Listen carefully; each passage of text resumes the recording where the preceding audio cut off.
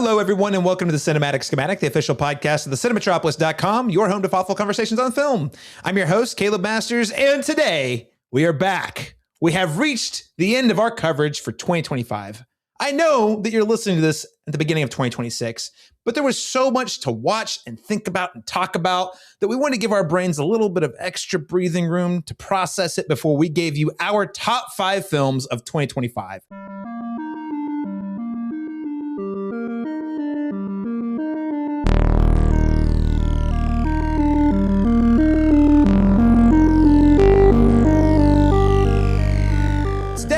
We are going to start by talking about the biggest news stories of 2025 before we discuss some of our sort of more, I call them more dubious honors or additional special awards that we'll give to films before we jump into our top 5 films of the year.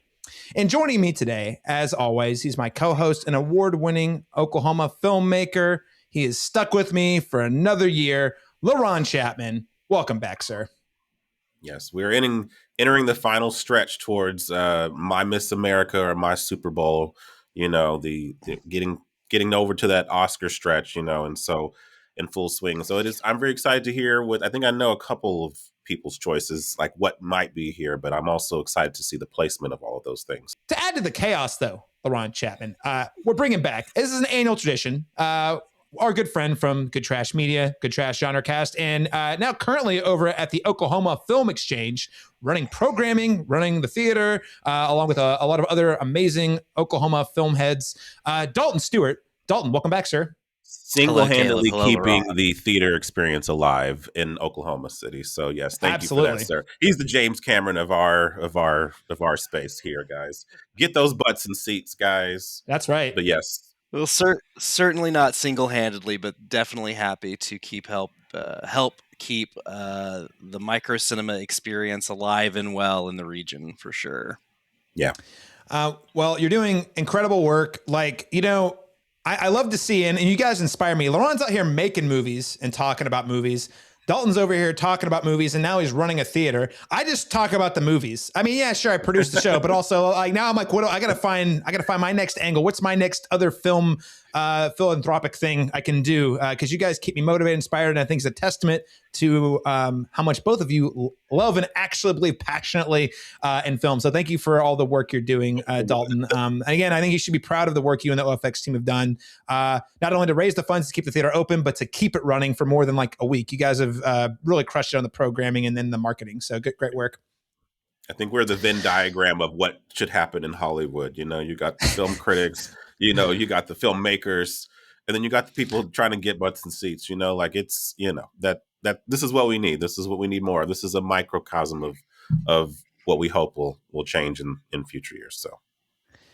And for you listeners, what does that mean? Just know that our opinions are just our film opinions, but also these people live, breathe, and sleep film and cinema in a way that I admire and a way that I hope you admire. So that is why we have assembled these 3 people to name our top 5 films for the Cinematropolis.com. Now, before we go any further, hopefully you're watching us on YouTube, or maybe you're watching us on YouTube or Spotify. These are new platforms for us because we are in what I like to call video 0.5, or the beta of the Cinematropolis on video. So if you're listening the old-fashioned way, great. Stay plugged in on your preferred podcast app. If you want to see our faces, you can head to YouTube or watch on Spotify. If you are on YouTube, give us a subscribe, ring the bell so that you get notified when new episodes drop. And this is a conversation. I really would love to get your input in the comments. What are your top 5 films of the year? Let us know by just engaging with us through the channels. Like our videos, comment, whatever. Or you can hit us up on social media on Instagram at the Cinematrop or Facebook.com/Cinematropolis. And again, Instagram for a long time has been my stepchild's stepchild in terms of social media. But with the death of Twitter and my jadedness towards short form writing, that means the Cinematropolis is now doubling down on Instagram at this moment in time. We'll see where we're at in 6 months. So follow us there for all the latest updates. Now, gentlemen, 2025 was a consequential year in the history of film in a number of different ways. Laron and I are going to talk more about the brass tacks box office numbers in our episode coming next week where we talk 2026 films as well as our box office predictions for next year. But I thought this might be a good time for us to call out. We should each pick one news story that we would say was the most notable trend that stuck out to you in 2025 and elaborate a little bit on why. So Laron Chapman, my co-host, I'll throw it to you first. What was sort of the top trend or news story that you saw at the cinema last year, and why do you think it's so important? It's more of an entertainment story from last year that really resonated with me. It gave me a little bit of hope for humanity, if you will, was actually the firing of Jimmy Kimmel and then the rehiring of Jimmy Kimmel, and the pressure that was put on to get him back into that spot. And I think that being a fan of him or not being a fan of him was not really the point. It was the kind of the predatory nature in which he was kind of put in, leveraging politics with things. And I felt like it was good to see that the people showed up, stopped subscribing. They saw that dip. They saw that there was a change. There was a lot of love, to see him come back, and he is back, and he's doing exactly what he did before, in the same cadence that he did before. And I appreciate that. I thought that shows me that we still have some power as a people, to kind of influence those kinds of changes. And so that was a positive highlight for me in terms of, because I felt very aggrieved by the fact that it was that simple and that quick, that someone who'd been around for, I don't know how many terms now, how many seasons now, but was able to get his job back and do what he did. Because I think censorship is not something that we're asking for in that regard, and we have to be able to. Signify is a bit of a trend, and this is not my pick, but the Ellisons getting rejected by the masses this year was a bit of an encouragement. Now, the Ellisons having nothing to do with the Jimmy Kimmel piece, but it was coming not long after Paramount announced they were going to cancel Colbert. There was a lot of stuff going on in the zeitgeist there, and then following that, you also see that they're trying very hard to have a hostile takeover of Warner Brothers that seems to not be working out. So, there are forces work behind the scenes that I think a lot of people aren't paying attention to. That it's not.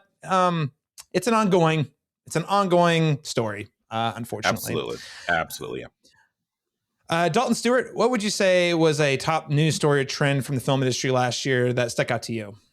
Yeah, obviously this is kind of a two-pronged thing, and it's something I got to be on the ground to see. You already mentioned the work I've been doing with Oklahoma Film Exchange this year, and it was really cool to see kind of the rise of micro cinemas as I was, trying to get one off the ground. There was a lot of writing across the sort of the film space. A lot of it coming from IndieWire, but obviously got written about in multiple publications. Just this idea that like these repertory screenings, these theaters that aren't showing first run movies and maybe are in weird locations or have a less than ideal audiovisual experience or small seating capacities, all these things adding up to something that feels like it's more engaged with trying to keep cinema culture alive than show the hot new thing. And finding out recently, we saw the box office numbers and demographics reporting that it is the younger generation. It's our Zoomers out here driving the box office, and definitely at OFX. I mean, you can the places run half the people that work on OFX are in their mid-20s or younger. And a lot of our regulars are in that age group as well. I mean, obviously, like film heads of all ages come out, but like definitely we are seeing a lot of folks who are younger and interested in cinema coming out. So that revelation that we a lot of opining has gone on about, are the kids still going to the movies over the last few years? So getting it confirmed that not only are they going, they are driving it, I think is really exciting. Well, and this is definitely something I think we'll talk about in our next episode when we do the box office breakdown. But I think it's no coincidence that movies like the Minecraft movie are the highest grossing film of the year. These are even though it's IP and Gen Z is obviously going to a lot more than just that. It's interesting to see how there's been a big shift in the types of movies that are top performers. And it's, I think, a reflection of the larger audiences who are showing up. And I would say, Dalton, mine sort of similar to yours, related. It's that and I think I might have said something like this last year. The death of cinema has been greatly exaggerated, and combining a couple of news stories, we got a lot of like question marks. We don't know what the next 5 years are going to look like. Netflix is almost certainly going to succeed in purchasing Warner Brothers in the next 18 months. That's going to mark a huge shift. Don't know exactly what that looks like, but it's going to be a shift. We have the rise of AI. So Disney invested $1 billion in OpenAI. Not a fan of that personally. I'm just saying that that is a thing that has happened. Question marks around what that actually looks like and what that means. Don't know. The streaming war is sort of coming to an end. We have seen that Netflix wins. Disney, because they're Disney and has nostalgia power, is hanging in there. Warner Brothers going to get absorbed by Disney, and Paramount's going to keep doing what it does. But we've narrowed it down, right? But here's the one that I think for me kind of puts the most in focus, though, with all these changes that are happening, is exactly what you're saying, which is that Gen Z is showing up to the theaters. My mind, the individual story this year that sticks out to me the most, well, I guess it's a two-parter. K-pop Demon Hunters not only lights up Netflix, huge trending top 10 for the rest of the year after it comes out. It opens its first weekend. It opens in a theater, no promotion, and does not have AMC. $20 million in one weekend. And why is that? It's because kids want to go see K-pop Demon Hunters in the theaters. People want to see the sing-along. There is an appetite for experiences that can only be had in a communal setting for all ages. And that, I think, again, as you say, the opining of the death of cinema, especially as millennials are getting a little older, there's a lot more like, oh, it's changing. I don't like where it's going. People don't go to the movies. And I think that the more notable point here is that things are changing, but that does not mean that cinema will cease to exist so much as it will shift into, I think, whatever the next chapter of the media will look like. Better or worse, I don't know, but I'm confident that people still are going to show up to the movies. People are still really hungry for experiences that bring them together with other fans of the thing they love. I think the younger generation is really showing up big time. Another film you could look into for that would be the Demon Slayer. A lot of demons winning the box office. There's K-pop Demon Hunters, but then the Demon Slayer anime movie that was a global phenomenon this year, but it made like $125 million in the US box office alone, grossing more than a lot of Disney movies in some cases. And it was almost exclusively for people under the age of 25. So I think that, it's easy to be in the doom and gloom, but I think that there is a future for cinema. It just might look a little bit different. So I don't know. That's kind of what's any other closing thoughts on news this year you guys want to chime in on? I mean, we talked about it in a previous episode, so I won't belabor it, but I do want to shout out again the untimely death of Rob Reiner. He was a cultural touchstone filmmaker for me. And just the extraordinary circumstances under which that happened are still just very devastating. I watched When Harry Met Sally just the other day as a New Year's Eve, touchstone. So, but that being said, I mean, that was a big story for film, but on the more tragic side of things. But that being said, obviously we have those movies to, carry his legacy forward, in that regard. So, R.I.P. Rob Reiner and his wife. We lost a lot of folks. Oh, sorry, go ahead, Dalton. But we did lose a lot of folks this last year. Go ahead, Dalton. I was just going to say on a lighter note, keeping to this note of like cinema changing and that, that doesn't mean a death, or rather, death is always transitory if there is a death going on. Two of my favorite things I saw this year were movies that did not have like conventional huge 1,000-screen releases. They were things that were rolled out to micro cinemas pretty much exclusively. One of them played at Dead Center as a documentary I'll talk about later. One was a family comedy I'll talk about later. But both of these were films that had pretty successful runs across the nation, and they didn't play in a single multiplex. So I think, it's really cool stuff happening, man. And Hollywood likes to pretend they're the only game in town. And I think more and more we're seeing that is not the case. I think you nailed it. And I think especially with Netflix taking things over, that's only going to more become the case, which is, again, a change, better or worse. But I do think we're going to see diversification of where movies are made, and what budget scales, which, creates opportunity. And also, to your point, Dalton, for micro cinemas, there's more platforms for people to watch movies than ever before, really. It's just not the multiplex. So, well said. It was a great year for auteurs. There's a lot of positive things to be said about 2025 in the movies. But before we get to that, I want to start things off with our special awards. So most of these are positive, some a little less so. But we have 11 awards we're going to hand out to the films that we thought stood out for one reason or another in 2025. Speaking of the year, I like our first special award is simply the This Could Only Be Made in 2025 award. So this is an award for a movie that's released only seems possible or acceptable given the unique conditions of our society as it exists in 2025. So, Dalton, Stuart, kick us off. What was your This Could Only Be Made in 2025 movie award? Well, it's a pair of documentaries. One of them I saw at Dead Center, and then we did play at Oklahoma Film Exchange. That's WTO 99 from Ian Bell and Alex Megaro. Just a wild movie that sort of shows without a single talking head or really a ton of context, just shows you the on the ground footage that was taken during the WTO protests in Seattle in 1999, and really wisely and astutely draws a lot of parallels to what's been going on in our politics over the last 10 to 15 years, and kind of identifies that there was this kind of powerful, beautiful moment where there was a working class coalition coming together before sort of nationalism and nativism run amok after World War II. I said World War II, September 11th.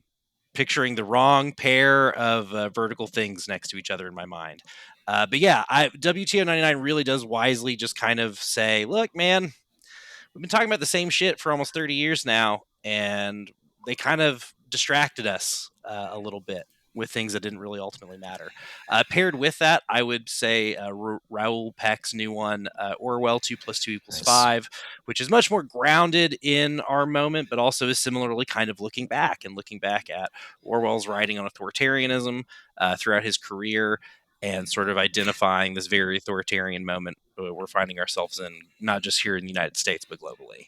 So both of these docs definitely speaking to the ongoing troubles, we'll say.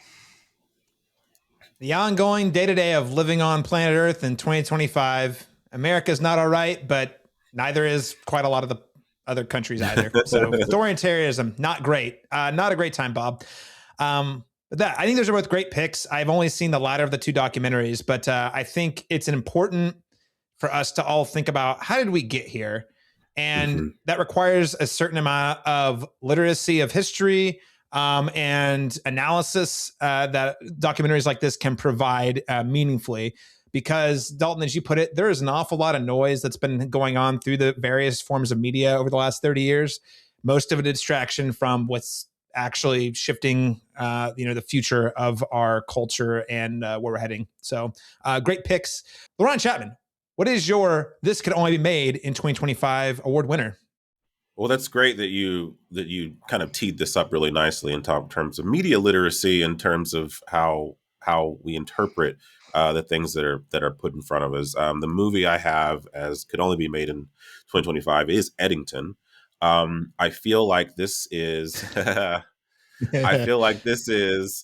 movie that only hits the way that it does right now because it is talking about a very, very specific flash in the pan moment in time, but was absolutely an inflection point for basically how us taking an introspective look at how over reliant we have become on the media in cultivating and shaping our perspectives of the people in the world around us, and how insidious that can be when we consume so much of it, and forget that aspect of one, media literacy, but also just critical thinking. And I think COVID was an auto reset for the entire country. And some of us never recovered from that area. Some of us are still processing from that space. But if anything, I think it asked us all to sit back and reflect on our own common humanity and how much, the echo chambers that we find ourselves in are not serving either side of us, and so I think getting back to that place of when you can have a debate with another human being that you disagreed with without thinking that they were, the pits of the hell awful person, kind of thing. But also, I think this movie I did not have strong opinions about. I mean, didn't have favorable opinions about the first time I saw it. I have since rewatched it. I still have issues with it in general in terms of pacing, length, and things like general filmmaking things. But I do think that it is something that, upon reflection, is really getting at the crux of what's wrong with society right now, and that I wish it had a more pointed point of view about you know what we should do as a result of this. But I do think, and at the very least, it shows us the symptoms of the problem, and I think that it's really up to us, moving forward, how much we're going to rely on media to, again, continue to shape how we feel about everything, because they have been dishonest with us for a very long time. I think that this is not the first time or second time. I think we're going to hear a lot more about Eddington throughout this podcast, whether I like it or not. So I think that's adequate. It's funny. Okay, well, I'll put it this way. That is my winner. That is one of my two winners for the special award number 2. So let me just pause by saying special award winner for number 1. This could only be in 2025 award for Caleb Masters here is between 2, but I'll just name one. No Other Choice. This is the latest movie from Park Chan-wook. And here's the thing I love about this movie, and you're probably gonna hear about this movie again later in the podcast, if I'm guessing. This is a snapshot of what automation is doing to the human psyche, to our culture, and ultimately, sort of fostering violent competition amongst well-meaning people who just want to live comfortably with their families. The movie explores a man who works in a paper factory in Korea who gets laid off due to automation. The person who fires him, who said he has no other choice. This individual is then seeking out new opportunities. Now, the thing is, he has worked with this paper company for 25 years. So he is his identity is wound up in his working in the paper industry. So even though he could go be a school teacher, he could go into a totally different industry, he really wants to get another job in the paper industry, which is undergoing massive automation in South Korea. And I don't want to give away too much of the film. I'll just kind of mention what's in the trailer. But in order for him to get a job that he wants in the paper industry, he decides that his best path forward is to murder his possible competition. So that way, when he applies for the job, there will be no one else who wants it. And it is a very Coen Brothers-esque sort of South Korean spin on this guy's journey to basically provide comfort for his family while also still sort of maintaining his sense of identity and self that he is so proud of from the paper industry. And I really think it captures this moment where this is happening in a lot of industries. I work in marketing. It's happening in marketing at a lot of companies where we're just saying, well, we can automate this. Doesn't matter whether it's right or wrong or effective. A lot of companies are just doing it because in late stage capitalism, that line has to go up into the right perpetually, or it's not good. And one way to do that is to lay off your workforce. So I think it's a movie that, despite being South Korean, is speaking to a very global thing that is happening right now. And by the way, it's a really funny movie that's also sadistic and has really been stewing my brain ever since I saw it. So that is my pick for Could Only Be Made in 2025 award. Let's go on to a special award number 2, which is the Doc Brown What Year Is It award for a movie that feels like it will age well. And this is where I'm going to do a twofer, but I'll start with Eddington, Laron, just because you mentioned I want to keep that thread going. I don't know that I fully agree that Eddington has I don't know that it's necessarily crystal clear in its thesis. What I will say it does extremely well is it captures the symptoms of what has been going on in our culture for the last 5-6 years, or more rather, how COVID sort of expedited what was already happening in our culture due to media, due to technology, due to the hyperpoliticization of our political environment. It does a really astute job at snapshotting the moment in time. I also think it quietly, or maybe not so quietly, depending on who you ask, has a very strong perspective on AI and tech companies. That is also a part of this moment in time we're living in, which is while we're all over here fighting about all this other stuff, a lot of which is not actually important to the day-to-day lives of the people it's affecting. There's this other thing that's quietly just happening while we're distracted. And I think, yeah, exactly. Yeah, Dalton's got it. So I think it adequately does that. And it's a movie, though, it may be angry, and it still kind of makes me angry because I do think it has a lack of perspective in a lot of ways. But it is undeniable to me that it captures the feeling of the COVID era, zero doubt. And I think that is an incredibly valuable thing for us to hold on to in the decades ahead. And though I don't always agree with how Astor is doing things, he clearly has a control of like, in terms of like, he made a Coen brothers what was anyway, he made a neo-Western that feels very genre, very effective, but it also is able to feel like the real world. We all live through it. Oh, this guy's got a mask. I don't like him. I've got a mask. Well, I'm going to be judgy of you, or, all that stuff. Like it captures all of it. It captures the way the news like infected everyone's brains, depending on what news source they were watching. Like, it's just all that stuff is real. I think it makes this movie invaluable as a time capsule. And, for me, the jury's still out on whether or not it has a strong enough perspective for me to say it's a truly great film. But I think it's got the bones. Could be about an hour shorter, but it's got a lot going for it. So, Eddington, I also think, and I'll elaborate more on this later, I would also give One Battle After Another the same award. Dalton Stewart, what is your Doc Brown? What year is it award winner? Well, this one kind of speaks to what you're talking about as far as I think we'll find it aging well.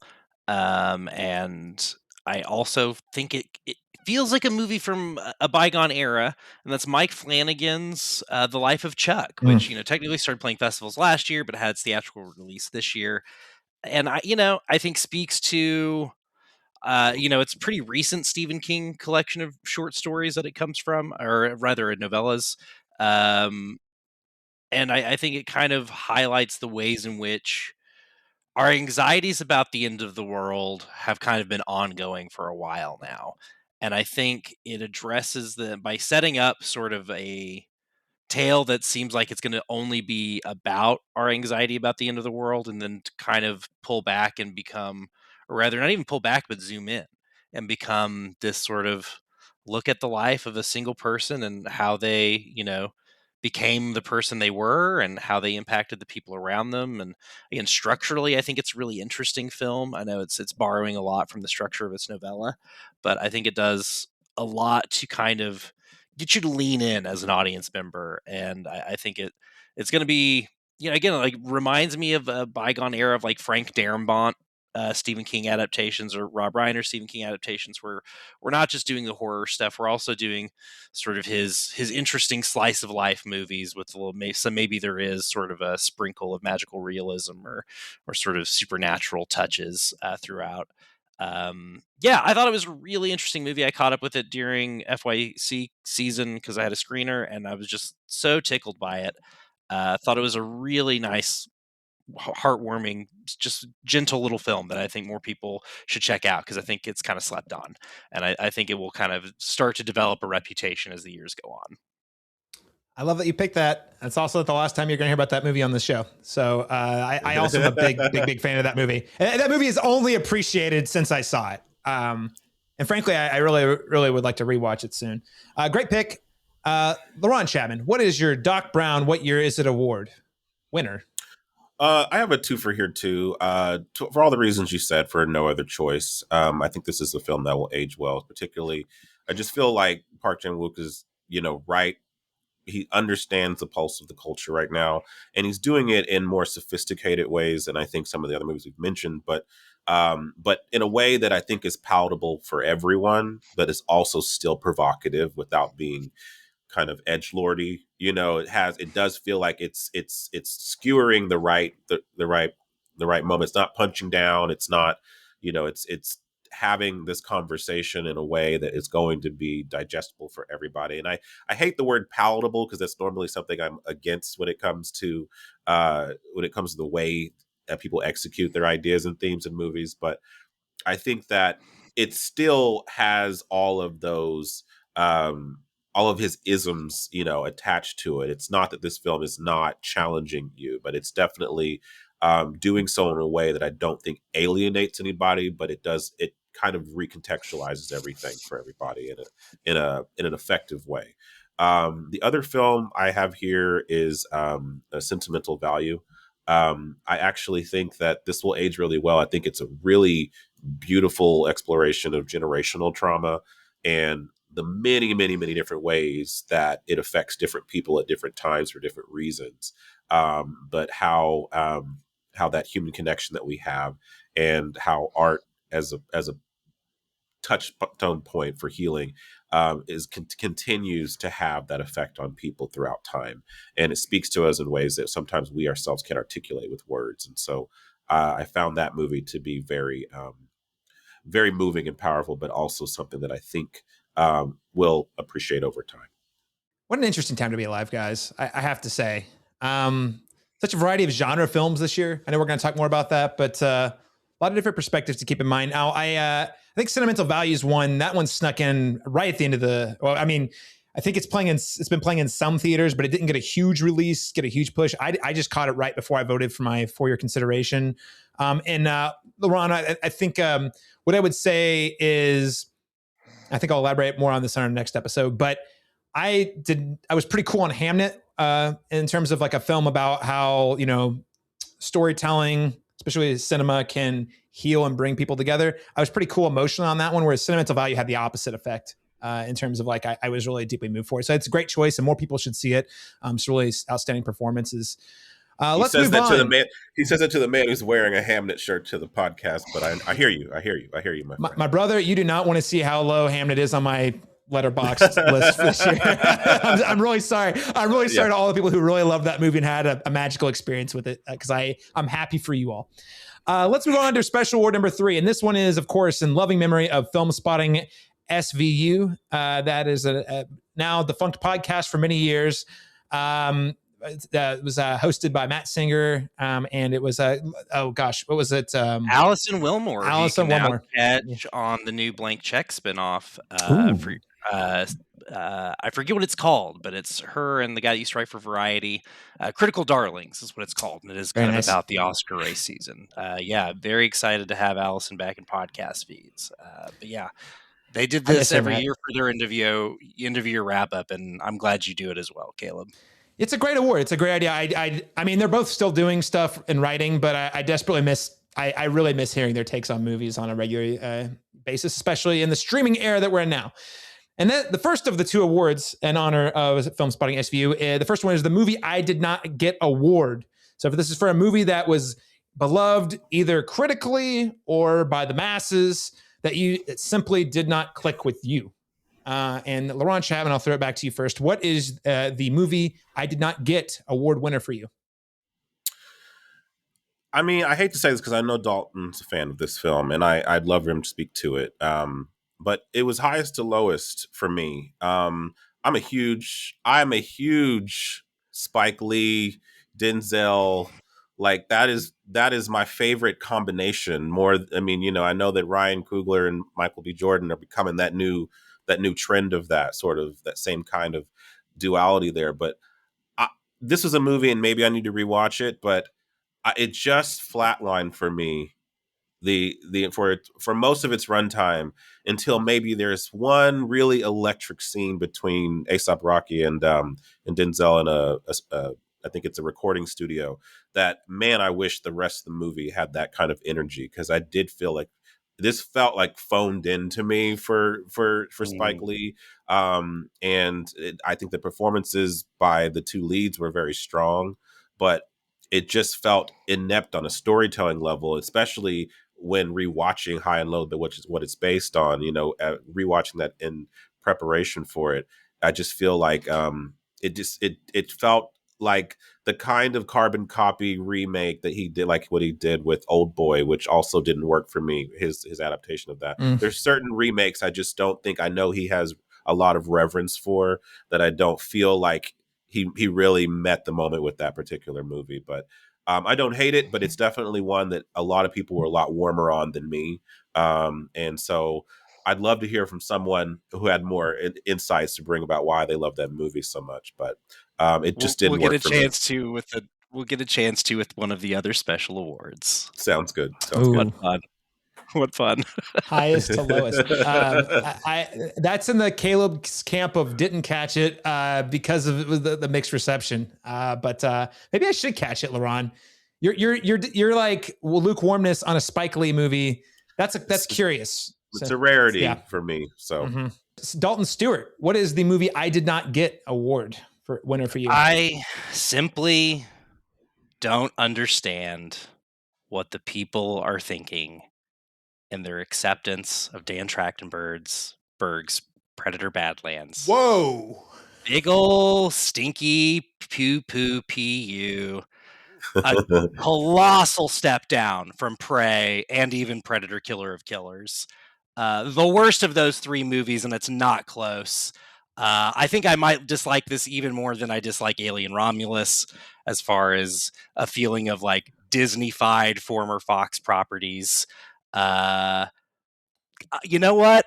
Fuck Predator Badlands. I'm not going to mince words. I just think it totally misses the mark. Genre movie hater of all genre movie haters, David Ehrlich liked it, and I can't look. I like what people are talking about as far as like this idea of like we're going to advance the Predator mythos forward by kind of introducing this idea of kind of questioning the core idea of like who are these alien hunters from space and like what is their culture, and examining this sort of individualistic culture that sort of is looking by doing that at American genre movies and saying we can step forward and sort of be about cooperation and collaboration. And like, obviously I think that's an important message right now. I don't think you have to add annoying video game sidekick, not once, but twice to do that. Crazy, insane. Like, I know Trachtenberg's a very like gaming influenced filmmaker, which I love about him, frankly. I think that's a very cool thing to be doing, is trying to bring sort of gaming is obviously, especially like narrative video gaming, is so influenced by cinema. I think it's really cool to try and bring some of that back. But, having the audience surrogate character be like the codex from Mass Effect strapped to the protagonist's back, just sort of doing lore dumps, is like an idea that I kind of am into in theory, but just don't feel like they ever give that character anything to do that like broadens, them out of like, we did, the annoying fairy from Zelda. Isn't that a cute idea to put in the movie? It's like, I don't know, man, you got a Fanning here. Like, give him something to do. And that's a dual role that like, obviously a cool year for dual roles. Not really anything for either of those characters to do for my money. And look, I'm not made of stone. I like the cute little stinky guy too. I like the little spitty monster. I think he's very charming with his big dewy eyes. I just don't think I need it in a Predator movie. Or maybe that's all I need. Maybe I just need him making nice with a cute animal and not the android. Also, if we're going to go ahead and make a PG-13 Predator movie, like we're going to like build it around him killing Weyland-Yutani sense so we can make it PG-13 budget and try to get a PG-13 return. I don't know, man. Maybe rip some more synthetic spines out. Where's all that goopy milk blood from Alien? Did we watch the same movie? Did we? I think we watched a different movie. It's okay. Well, do not recommend, do not pass go, do not collect $200. I tried the entire runtime to get on its wavelength, and the entire time I was like, this is not landing for me at all. That breaks my heart because I kind of loved it. And when you describe the movie you just described, it sounds like so antithetical to the movie I know I watched. So that can speak to listeners how sometimes, one approach works really well for someone. It does not work for someone else. Because I like all the stuff you said you didn't like. Everything you said you didn't like, I liked. And then the one thing like, I liked the little dude. I was like, that's the one thing I was like, yeah, I didn't really need that guy. I don't know. Art is subjective. What can you say? That's for sure. Yeah. But you know what? I appreciate your honest opinions. And, one thing I can agree on, even though I disagree with your overall, it is undeniably the first Predator movie that feels like it's owned by Disney. I will say that. Now, I think that overwhelmingly, I think that the swings it takes for me, it works with, but it is...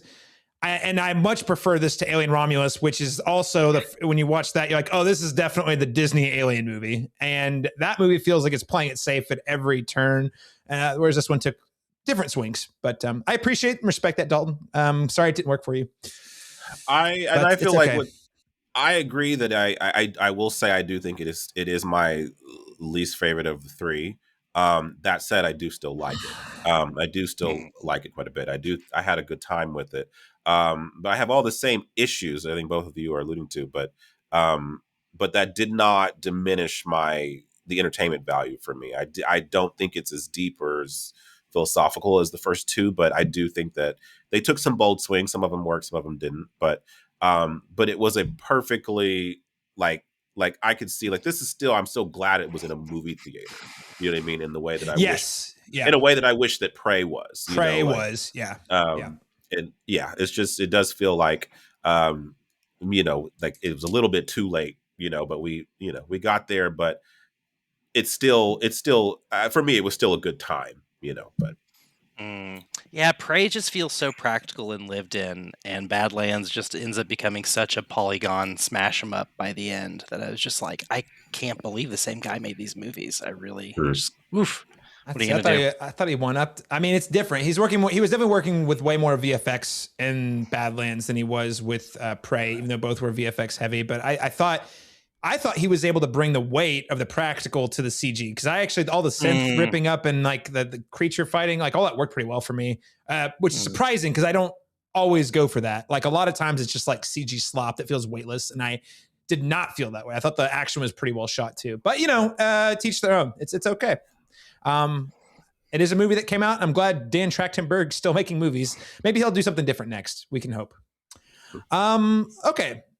The movie. Oh wait, no, mine. Okay, sorry, Laron. I'm sorry. I just got to come out. And I knew it's coming. It's coming. And I'm not going to belabor my increasing disdain for the Wicked franchise. I tried really hard with the first one, and I said, you know what? There are things I like about this. And if they really get at it, the stuff I like about the themes in part 2, this will all be worth it. And my friends, I'm here to tell you, if you did not listen to my review, where Laron had to sit and listen to me really talk poorly of the second movie, I did not like it. I felt like everything good it had going for it from part 1, they just dropped it almost completely. And traded the interesting ideas for what felt like written on the internet by a 15-year-old fan fiction.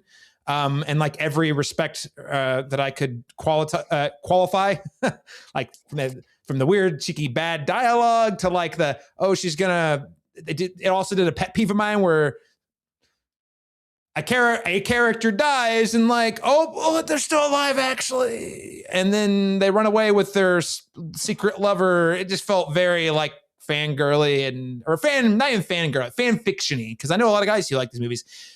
All that's to say, if Wicked made you happy, and I do know it really made a lot of people happy, I'm happy for you, and I do not want to take that joy away from you. Live your best life. Let the songs from Wicked give you fuel to get through the day-to-day. Please do not mistake me for hating you. But what I can say is, despite my most valiant efforts to get Wicked Part 2 only confirmed that this is firmly not a thing for Caleb. Even though I admire the music and I really like the 2 lead performances quite a lot, but the story is just not working for me on a number of levels. So I did not get Wicked. And as a small aside, Now You See Me franchise, I No one was asking for a sequel. You know what? I said that. And so I started telling people who are not film heads that I had reviewed the new one. And turns out a lot of people really like those movies. And I don't understand why. I don't, but like the normies, like the people who only go to the films like 3 or 4 times a year, they think it's awesome. And I'm like, I love magic, but guys, this is not it. Like, this is not magic in cinema form. This is not that. But some people just love it. So I also do not get the "now you see me, now you don't" movie. I don't get it. That's a good pick because that I was completely blindsided by the fan base for that. I assumed everyone hated those movies. Right. I'd never paid attention to the box office numbers or any of the. But when I tell you, was it me and our friend Adam Corliff? You know, we went to a early press screening of that, and I was certain at like I think it was 9 or 10 a.m. in the morning. I was like, "There's going to be like 3 people in here. It's going to be us." That place was. We had to like find a spot in that spot. And they were in it. They were locked in. They were cheering. They were doing the things. And I felt like when I saw Super Mario Brothers, the first film, I was like, oh, okay. This people do dig this. I'm just not the demographic for this. And that's okay. That's okay. It's for somebody. They were eating it up like catnip. That is a surprise to me because those movies feel so derivative of literally, they're, you know what I mean, like what is it, like The Illusionist or The Prestige or the like movies about magic that had something to say, like these feel like soulless cash grabs with a really awesome all the cast. magic's just blatant CG. So how is it have any impact for you guys? They disappear. It's not even special because it's, you know what I mean, like you said, it's all digital, so it feels very, I don't know, but people like it, man. People like it. And it didn't make as much money as the last 2, but it still made really good money. It definitely made a profit. So there is an audience for those movies. I don't understand. And this is why we have this award. They even winked at a new one. I was like, wow, okay. This is a franchise. So, Confidence. Yes, absolutely. Well, let's move on to our next special award, which is the movie they didn't get. So this is the opposite. It's a movie that you love for one reason or another, that either critically was panned or audiences simply did not show up to support it and embrace it. And I'll throw it to you first, Dalton Stuart. What was the movie they didn't get? It is The Fifth Collaboration by Spike Lee and Denzel Washington. Man. Your moment has come. Take your like you said, Laron, here we go. In that... It is so hard to know what to do with Denzel at this point in his career. There's no one like him. He is one of one. And what I think Spike does really wisely here is let him be that guy. As you said, the movie kind of feels like it's asleep sometimes. I think it's because, like, even as stressed out as this character is, he's always like, I'm going to figure this out. I'm played by Denzel Washington. I'll figure this out. This will be fine. And like, there is an assuredness to like their dynamic that I think is really great. I also just always love Spike's admiration for New York City. Letting a big parade kind of throw a total wrench in the goings on of the movie. That is a good scene. Is great. Yeah, it's a great scene and a really cool set piece, but I also think is just like an interesting love letter to sort of the fabric of the city, right? And just sort of the people that make it up.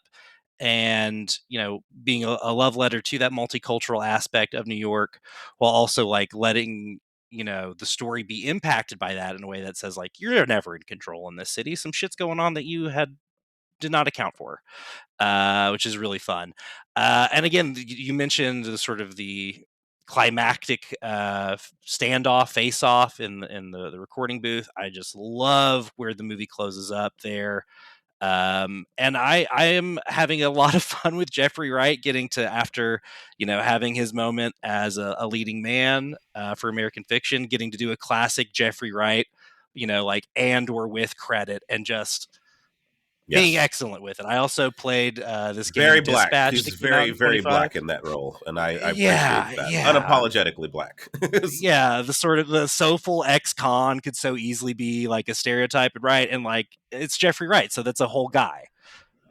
He's so awesome in it. And again, I just had such a good time with the movie. I love all of their collaborations, and I get where you're coming from, Laron. This is probably the least of the times they've worked together. I don't think I can deny that. But I will say I think it is definitely a great time at the movies, and an interesting look at a music industry in flux right now, right? And Yeah. obviously, I think in some ways, Spike isn't quite, he's kind of showing his age and maybe the way he doesn't really have a ton to say about the modern music industry. But it is ultimately a movie by rich guys about a rich guy, and I kind of think that they don't pretend that that's not the case in a way that I think Yeah. is kind of I interesting mean, and doesn't insult our intelligence as audience sure. members. Well, here's one thing. There's the biggest bone I have to pick with that movie, and we've Okay. talked about it before off camera. The score for me is a creative choice that I'm normally like, it can make or break something. Sometimes it won't even register that it's there because it's not very memorable. For me, it was memorably grating to the point where I was like, are they going to do this the entire movie? Because it is taking me out of every scene. And I almost wonder, like, if the score had been even just very straight man, just very simple, barely there, if that would have, because I can tell you every time I heard that score flaring up, because Caleb, you haven't seen it, it feels like elevator music. Yeah. Like it's just very like, it feels like a soap opera, but it's blaring, it's loud, it's not even like it's in the room there while they're having conversations. And I didn't think it added anything to the atmosphere of this movie. If anything, it felt just like this egregious thing that wasn't supposed to be there, that somehow for whatever reason I couldn't get on its wavelength, because it was telling me to feel a certain way and the scene was doing something else, and they were just incongruous and it just didn't work. But that, I think, is the thing that stuck out to me the most. The story, I think, was just very like fine in terms of the way he was telling it, but so not offensive in any way. I probably would have been maybe a star higher, but the score for me was just, it was really bad. And I've heard this from people as well, but some people, it didn't bother them and they felt like it was an interesting creative choice. So I'm interested about that. That's where I land ultimately. I will say, when the movie was early on, I was like, oh, this is weird. This is Yeah. interesting. Like in the early scenes, I was definitely kind of taken aback and like, oh, I don't know what I expected this score to be, but it wasn't this. Yeah. And I eventually came around on it, but I definitely hear where you're coming from on that. As far as like, it's a choice, and it's kind of a weird. And he stuck one, to it. But He I stuck also, to it. and yeah, exactly. And then something about him sticking to it, I was like, you know what? Yeah. I'm coming around on this. Yeah. Because I want to hear it disembodied from the movie, just like because I'm like, there's no way he heard this and was like, that's it. That's the vibe I'm going for. I was like, oh man, okay. But anyway, yeah, okay.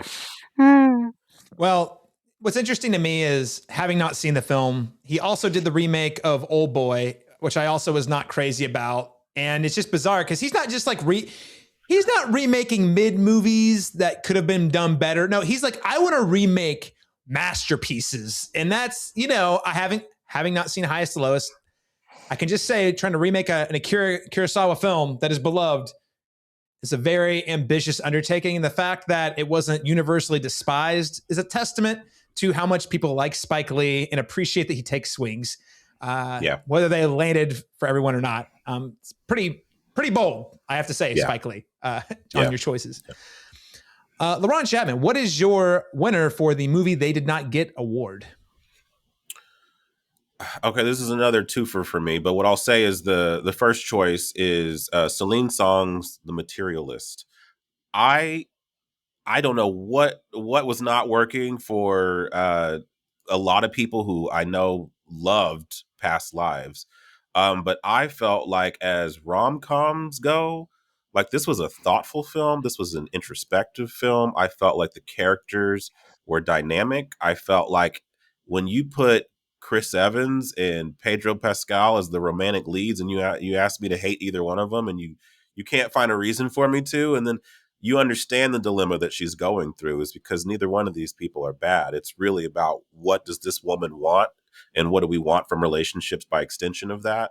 And I love the drama of that. I love the idea because typically in a lesser romantic comedy, and I don't even know if I'd even call it a romantic comedy in a traditional sense. It's definitely it leans more drama than com, like so. Um, I just found that tension was really refreshing, where I was actually invested in, like who is the best person for this person, because they both have these attributes that are worthwhile. There's not this obvious bad character it's so clear who she's going to end up with at the end of this movie. And I found that it had more interesting conversations, like deep, mature conversations that we have in relationships, particularly at our age, this demographic, this generation. Those one-on-one conversations was really engaging, because I'm like, I've had that argument, and I've been in that place, and I've been in that relationship where it didn't hit those familiar formulaic beats that you would expect from this particular kind of movie. Which was unsurprising, because it was Celine's song. She already wrote this really great movie about kind of a romantic triangle, if you will. And a lot of people were so cool on this, and I found like it was kind of a very adequate, sophomore effort for her. It's very in that respectable space. sophomore outing. Yeah. Yeah, like it doesn't reach the emotional devastation of Past Lives, but I don't think it was aiming to. She was making a different kind of movie and just doing a really, more complex three-dimensional take on it. And and a lot of people just really did not work for them, but I found it to be, a really good sophomore effort from her. And I'm actually very excited about her My Best Friend's Wedding take, because apparently she's doing that. So I'll be curious to see how she does in a more commercial setting. So I got to catch up with Materialists. I've been curious about this thing all year because of the conversation happening around it. Yeah, I'd be interested to hear what you think. Yeah, because I think, Caleb, you were pretty similar. I think you were also pretty warm on it, considering. Yeah, I mean, I don't think I was quite as warm as you, but I was pretty close. Like I blind bought the movie on Blu-ray because I hadn't seen it, and I had like a coupon at Vintage Stock or something, and bought it. And I was like, watched it, really liked it. I actually liked it more than my wife. She didn't hate it. She was cooler than me. I was surprised, but I was like, no, I dug it. It's a very different type of story, but in the same way that Past Lives is sort of exploring the nuances of adult relationships in a really thoughtful, introspective way. I thought this movie did something similar in a way that I really appreciated, and it did not fall back on tropes at any point. But I was very surprised to see there was a lot of people I respect even, who were like really coming in cold on the movie. Sorry, don't worry. Dalton and I think Past Lives, when that came out, I want to say that was I know Dalton was in You and Mize, and I think even Laron, I think it was in all of our top film that year. So Dalton, whenever you get around to it, it was my top 5 as well. So Dalton, whenever you get around to it, I'm looking forward to your Letterboxd review. I'll say that. Thank you. And really quick, Caleb, my second one was Presence, the Soderbergh film. I really adored this film. I loved both of the movies he released last year. And for me, Presence, it's like you have a film with a gimmick, and then you stick to the gimmick, and it never gets old, and it continues to work its entire runtime for me. And you get, it wasn't really about the scares. It was actually about this really thorny human familial drama that I found even more riveting than the conceit, and then it just ended emotionally very well for me. And like, it really stuck the landing. And I really think if it had ended differently, maybe I would have some more gripes about it, but it rewarded my time. Like we invest our time with these characters, some of which are not easy to be around, and then for it to land as strongly as it did emotionally for me, I was like, it just really worked. And I think that I love Soderbergh being able to just go into his toy box and play with any genre, and I'm gonna try this and I'm gonna do this and do unconventional things. And this is one of those ones that just really worked for me, that I think I didn't hear much about from other people. So yeah, I'm right there with you, Laron. Both of those releases from him this year really stuck with me all year. I loved both of those movies.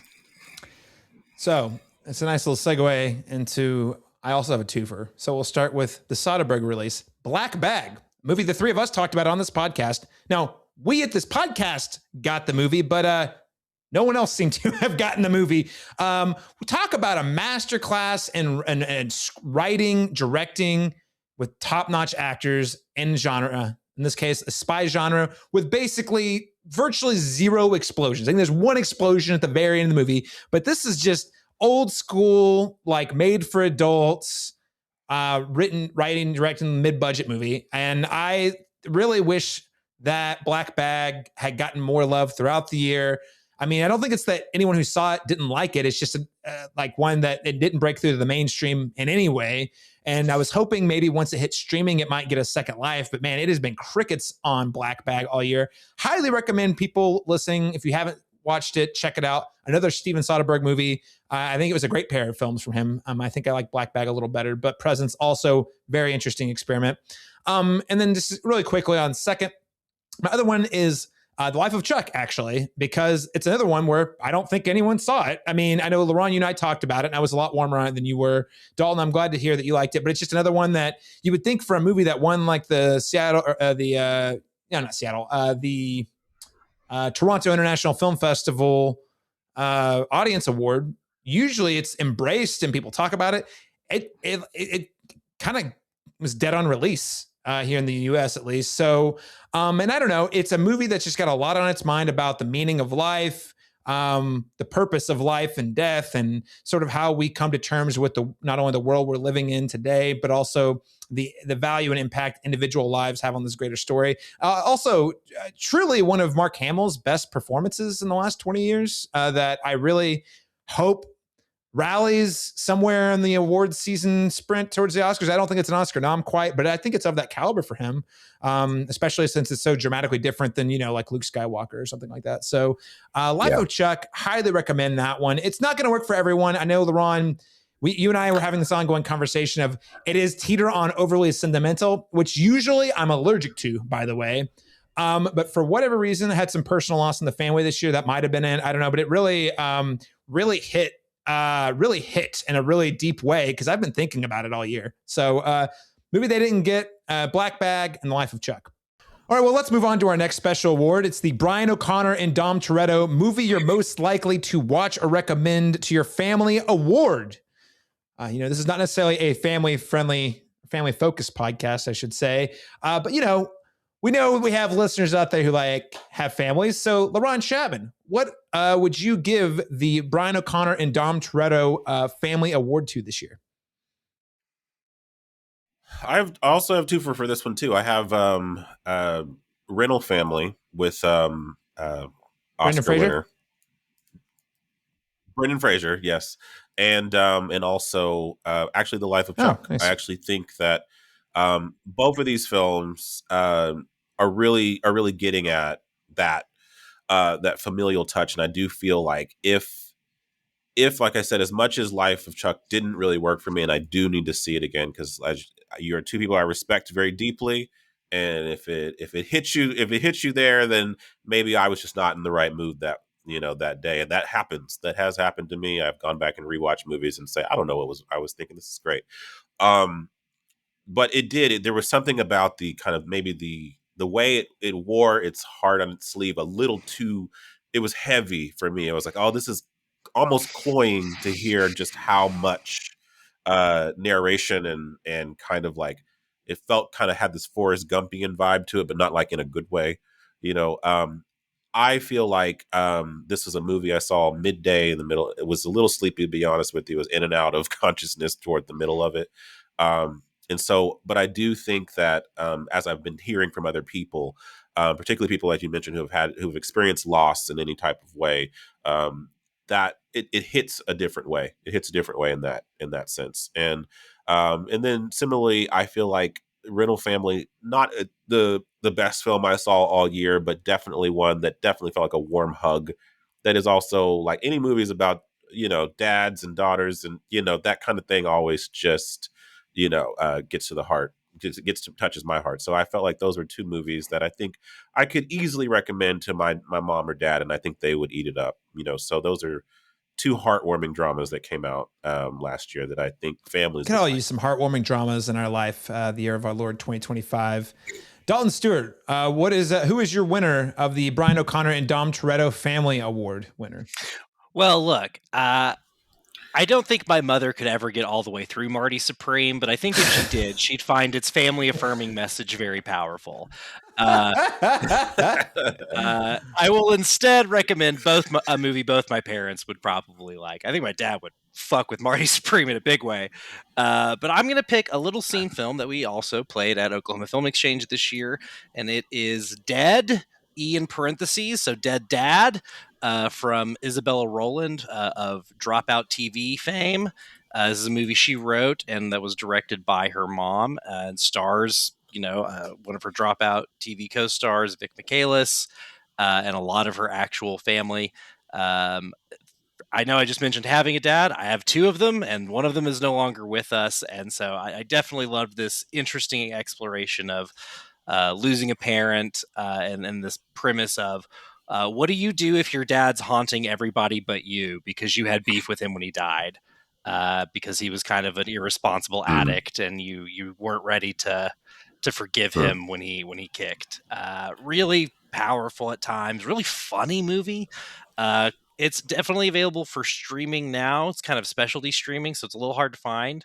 But it is out there. You should definitely check it out. I think if as long as your family's not too itchy about swears, I think it is a very charming film about coming together as a group in the face of loss. Caleb, I also had a pretty tough year with loss. My living father, my adopted dad, lost both of his siblings this year. So pretty tough stuff. And I think this film really does have both a very clever wit, but also a very tender heart. And I think that's a fun combination for a movie to share with your family. Yeah. All right. Those are great recommends. Also, I didn't have Life of Chuck down here, Laron, but that's a great recommend as well. So I'll second that. I just went way more generic with this, guys. I've been superhero fatigued for years, but you know what I love? I love Superman. And you know who I don't think has been done right on the big screen in at least 30 plus years? Superman. So I was really excited to see that James Gunn did a good Superman movie where he actually understands the character. A character who has a moral compass, who believes in humans, who is human first, godlike being second.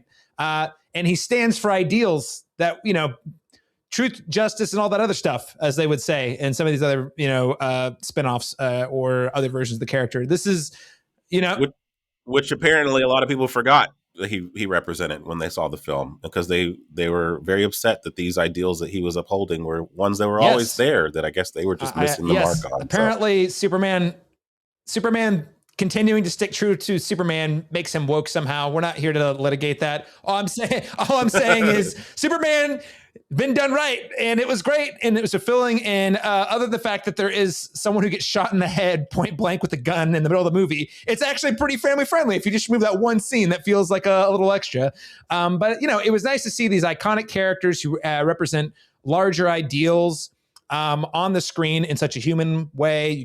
Of course, you have David Cornsweet as Superman, Clark Kent, and then you have Nicholas Hoult as Lex Luthor. And also, I think we also get the best Lois Lane we've ever had on the screen. I'll say that now. I'm sure some people disagree, but anyway, it was nice to see a superhero movie about something which is about working together, putting others first, serving your communities, fighting for truth, sticking up to lies and greed and corruption.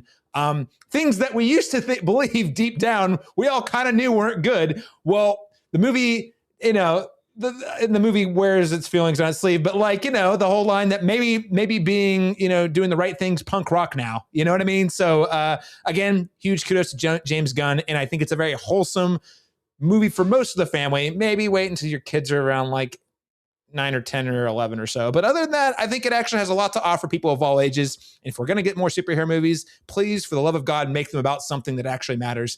That is my award winner for the Brian O'Connor and Dom Toretto Award. Let's move on to our next special award, which is the movie you're least likely to watch or recommend to your parents award. And I'll just start us off to keep things moving.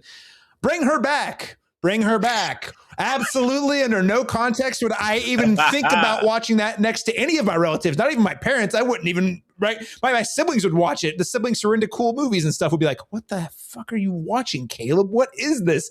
Super not going to watch that one with the family. Bring Her Back. that is one for the film heads if I've ever seen one. But it's certainly not one I would recommend to pretty much anyone. But I think it's really good at what it's doing. But I also wouldn't recommend it. There we go. Laron Chapman, what is the movie you're least likely to watch or recommend to your parents? It's fun. It's ironic that both of these movies are about mothers, but I wouldn't recommend them to mine. If I had legs, I'd kick you and Die My Love. Two movies I have tremendous respect for and definitely show motherhood as like, damn, isn't that shit hard? And man, so I felt like these movies put you in the psychology of motherhood, whether it's postpartum depression or just actually doing the mothering. And I felt like we got two like career best performances from Rose Byrne and Jennifer Lawrence this year.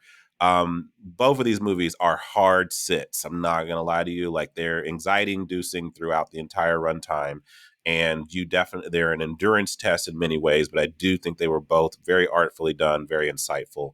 But definitely, maybe unless your mom is super artistically inclined or a cinephile, these are not wholesome movies, so I wouldn't recommend them to my mom. Also, I don't know if my mom wants to see Jennifer Lawrence naked crawling like a tiger in the meadow. That may not be up her bark. Even though it was up for me, I don't think she'd be into that as much. Only the cool moms watch that. Yeah, one, right? Only the cool moms. Yeah, absolutely. Sorry, mom, you're cool, but in different ways. That was a joke. Laron's mom, you're super cool because you raised Laron, but also that's a wild. Yes. That's a wild. It's a wild scene. Dalton, Stuart, what is the movie you're least likely to watch with your parents? Does it involve a paddle? No, I am similarly not showing my parents Die My Love. No shot. Not just the least of which because it is like a little experimental, very anxiety inducing. And yeah, about familial dynamics and drives. I don't want to be thinking about sitting next to my family. But I'll give a little love to Allison Brie and Dave Franco in Together. I don't want to be thinking about relationships in that way with my family. I don't want to be dealing with like personhood and codependence and sexuality next to my family. Hey, love to see one of the great recent teamings of an actual couple. Feel like that's a feature of 90s cinema we don't have around much these days. So like that movie a lot, but definitely am not going to watch it with anybody I'm related to. That's a great pick. Together. Don't watch that together with your family. Oh, yeah, man, memorable. That's to watch with your partner and probably no one else. I'm afraid to watch that with my partner. Yeah. Even. I don't know what that might unlock. I was going to say only if you're on a strong foundation with that partner. Because I love my wife dearly, but every time the idea of watching Marriage Story comes up, for example, I'm like, you got to do it. I'm very confident in our relationship, but this is just one movie we probably don't want to watch together. No, you definitely want to watch it. I don't want to give them any material for our next arguments. I don't need that. I've quoted a few movies in my arguments, and so I don't want that same kind of karma coming my way. Well, let's move on to our seventh special award, the movie you'd wish you'd seen on the big screen award. Now, this frankly could be for any movie that you missed and caught at home, but also maybe more specifically movies that were, owned by a streamer like Netflix or a direct to streaming movie like that goes straight to HBO Max, something along those lines. Laron Chapman, what is the movie you wish you'd seen on the big screen? The movie, I saw very, very few movies I did not get a chance to see in theaters. I was fortunate enough to do that, but there was one I did miss in theaters and only got to watch at home because I don't think it got a theatrical release. And that was Train Dreams. This is a movie that, we want to talk about contenders for best cinematography this year. That's a movie that still was gorgeous, at home, but I can imagine seeing that, on a big screen being really, really transporting and just a really moving piece of cinema that I really wish more people would get a chance to see. And they can. It's on Netflix, but it's just a matter of getting the word out for that particular movie, because it does seem like, even as experimental as I think it kind of is in some respects, I think it's pretty palatable for general audiences as well. So and I had a really good time with that one, and I really hope more people get to see it. And sad I didn't get to see it on the big screen. I had the same pick actually, so I'll echo those sentiments. It's like Terrence Malick, but more mainstreamy, like more palpable. You know what I mean? There's enough narrative there for you to like track a story. And the ideas kind of come together more cohesively than a Terrence Malick film would, but it's also very much a movie that's a reflection on life, death, the moment we're in, a human relationship to technology, and how that changes, oftentimes changes how we think about what our purpose in the world is. An incredible film. The cinematography is easily top 3 of the year, like easily, if not number 1. And it is a shame that I watched that at home in my living room. I wish I could have seen it on the big screen. I think it got a very limited theatrical release, as most Netflix films do. But listeners, do not sleep on Train Dreams. It is actually, you're going to hear about it again later in the episode, but it is a fantastic film that's beautiful. Watch it on the biggest screen you can find, even if that's a TV in your own home. Dalton, Stuart, what is the movie you wish you'd seen on the big screen this year? Man, I wish I'd gotten to see The Naked Gun with a big rowdy crowd. I watched that on my couch with my wife, and we had a hell of a time. Boy, would I have loved to have seen that at like 9 p.m. on a Friday. You know, just didn't get out in time. Didn't really feel like it had that long of a run. But what a joy to have, big, silly, decidedly stupid studio comedy back. And again, we need more movies about how police officers are not smart. And we need them to be played by Liam Neeson. Yes. If only to commit to a bit, if only to commit to a Leslie Nielsen, Liam Neeson bit. Like, that's just funny, dude. I don't know what to tell you. That's comedy. Akiva Schaffer and team really nailed it with this one. I would have loved to have seen this with one of my most... Man's laughter kills me. It's like man's so laughter. Funny. Man's There's laughter. so many good. The commitment to every joke in that movie. Like I think there's my 2 favorite ones are the Ms. Fatso Big Head. What was it? Ms. Fatso Spaghetti or whatever. Like the fake name. And then like every time that character sees her throughout the movie, he just calls her Miss Spaghetti or Miss Fathead Bozo Spaghetti. Like it's so stupid. And then. It's the straight face to the yes. the and then there's also a DVR. Yeah. There's also a DVR joke in that movie that it's for such a specific group of people, like the ones on this podcast, and it just goes so hard. It's incredible. So funny. There's the whole commitment to him being obsessed with like 2000s culture is such a stupid premise that I love that they commit to. The only things that were electric in my day were guitars and Catherine Zeta-Jones in Chicago or whatever it is. That's so stupid, man. It's incredible. Oh, man. Yeah, good movie. Highly recommend. See it. Watch it, period, if you can. Totally worth your time. That said, let's move on to our next special award, the biggest disappointment of 2025 award. So not necessarily the worst overall movie, but the movie you were the most excited for that you were the least satisfied with. And Dalton, Stewart, I'll throw it back to you. We'll keep this brief. I already said my piece about this. I was really excited for Predator Badlands. I was stoked for a Predator movie that was going to take place in like the alien part of the timeline. I thought that was a cool premise. I thought having Elle Fanning be a wisecracking Wayland Yutani droid with no legs would be a fun way to like force a predator to talk to somebody. No, sadly not, but no, maybe someday. I'm sad on your behalf. It hurts me that you did not have the same experience that I did, but it's okay. I wish, and my beloved Sean Peele over at OFX, Mr. VHS and Chill himself, loved this movie. Thought it was so charming, and like he was a couple of chairs over from me, having the time of his life the whole time. I wish it could have been me. Yeah, it happens. Laron Chapman, what is your biggest disappointment of 2025? It's actually kind of poetic, this one I'm about to choose, because it actually was a reuniting of the 3 of us actually on a previous podcast. This is a movie I was most excited to see that I know just missed the mark, and that is Mission Impossible: The Final Reckoning. Mm-hmm.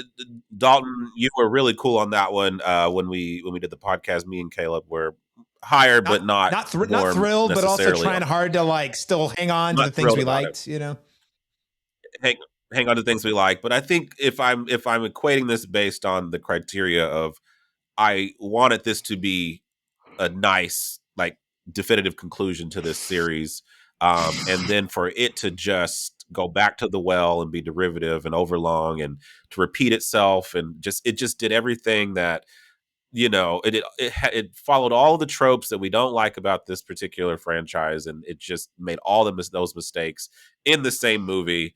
It has two incredible stunts that we mentioned and labored over during the podcast, but unfortunately, those two things don't in themselves make a good movie. And unfortunately, I think that while I don't think this movie is terrible by any means, I definitely think it's a huge disappointment for a franchise that I thought had really, you know, started cooking late in its career, so late in its filmography. So that's unfortunate. And yeah, Mission Impossible. Same. That was also my pick. I mean, listen, listeners, we got, not only did the three of us on this podcast see this together, we got like 20 people together to go see this in the Moore Warren IMAX in Moore, Oklahoma, which is the biggest IMAX in the state. And I was amped.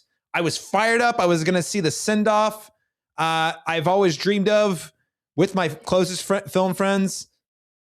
And what I can equate this to, it's the same experience of when I got all the people together to go watch The Rise of Skywalker. Now, it's not as bad as The Rise of Skywalker. This movie at least has two incredible stunts, but the feeling of like, I watched it. Oh, Dalton's like, nah, I don't know. The feeling of, what did I just watch? Why does it feel like a clip show of a TV show from like the early odds? Like this franchise has never done that before. It was so bizarre. It made so many choices. The story choices didn't make sense. It made so many the series has historically treated the audience with respect, like we're intelligent. And this one's like constantly cutting back to scenes from previous movies, even earlier scenes in the same movie. It was a huge letdown. Again, with respect to the fact that I love the stunts, I think it's one of the greatest stunts of all time with Tom Cruise in the fighter planes or whatever. But yikes, it was so bad that not only did I not pick up the 4K, even though I bought all the other 4Ks in preparation for the movie, I'm kind of like, yeah, I don't think I need to. I think I could just end it on Dead Reckoning Part 1 and pretend there was never a Part 2, because technically there's not. And, I might watch it. The Halloween Resurrection does, man. The Halloween Resurrection. It was a huge letdown. I was pretty bummed, but what can you do? Mission Impossible, The Final Reckoning. Maybe it's time to put this one to bed for a while at least. Let's move on to our special award. We can do this pretty quickly, these last couple. The Babu Frick Memorial Award. So this is an award for the best scene stealer of the year. This could be a character from the movie. It could be a joke, what have you. So Laron, Chapman, I'll throw it back to you. Who do you pick for your best scene stealer of 2025? I will do this very fast, but when you say scene stealer, I made a post recently about the 4 best cinematic scenes of the year, and so those were featured in Weapons, Sinners, One Battle After Another, and 28 Years Later. So in Weapons, the finale, in Sinners, we all know the moment. I Lied to You musical number, One Battle After Another, the final chase scene. And the epilogue for 28 Years Later. People hate on it. I adore it. So those are the 4 scene stealers for me of the year. So those are, that's cheating, I know, but I can't pick a favorite amongst them, but I loved all. Very nice. All great movies, by the way. Dalton, Stuart, who would you put down as your favorite scene stealer? My favorite scene stealer of the year was Oklahoma's very own Tracy Letts in House of Dynamite. He is magnificent. Yes. The coolest head, just wants to get home to watch the game and needs nuclear annihilation to not happen so he can go watch the game. And also podcasts from House of Dynamite for completely taking us all out of the movie at the 11th hour. What a wild film. But Tracy Letts is cooking in that thing. I love him. Mm. That's a movie I don't think people got either. That probably was a nice nomination because the people were pretty. We all saw that together, and I don't think it's a masterpiece by any stroke, even maybe the best movie that Catherine Bigelow's made. But I still felt like that was a good time and pretty. It was good. It was good enough that Laron and I had like perhaps the best conversation we've ever had, and it lasted for maybe twice the length runtime of the film. I think it's Yes, outside of Harkins. I was present for approximately 1/3 of that conversation, and where they went after that, I'm not sure, but I'm sure it was delightful. The places we went. The House of Dynamite deserve better. Catherine Bigelow is a very talented director, and I think it's got a lot of great things going for it, even if I don't love everything about it. It's just a victim of Netflix's algorithm, if you're asking me. But I'm gonna go totally different direction. Rapid fire. Number 1, The Penny from Final Destination Bloodlines, always getting the last laugh. That one stole the scene for me. Number 2, Dalton's not going to like this one. Elle Fanning, Thea in Predator Badlands. I loved the talking Navi friend companion that was on her back, and I especially loved the behind-the-scenes footage where you saw a dude walking around with Elle Fanning wearing green stockings. That was great. And last but certainly not least, we got Jack O'Connell's Irish dancing in Sinners. That stole a lot of scenes for me. Watched Sinners last night, and let me tell you, that scene still makes me laugh like no other. How silly and ridiculous it is in the context of the movie you're watching. Those are my scene stealers for 2025. Gentlemen, we're running low on time, so let's just get right to our top 5 films of 2025, shall we? Let's do it. Okay. All right, so let's start with our number 5 movie of 2025. Dalton Stewart, our returning guest for this tradition. What is your number 5 movie of the year? I know I try to keep my list pretty eclectic usually and try to spread the love over a lot of different stuff and a lot of different themes. It's a boys' year, unfortunately. It's kind of dudes rock all the way down in my top 5. All of these movies are dealing with masculinity in some way, shape, or form. It was kind of the theme of the year for me in many ways. And first up, we have Andrew DeYoung's incredible debut, Friendship, starring Tim Robinson and Paul Rudd.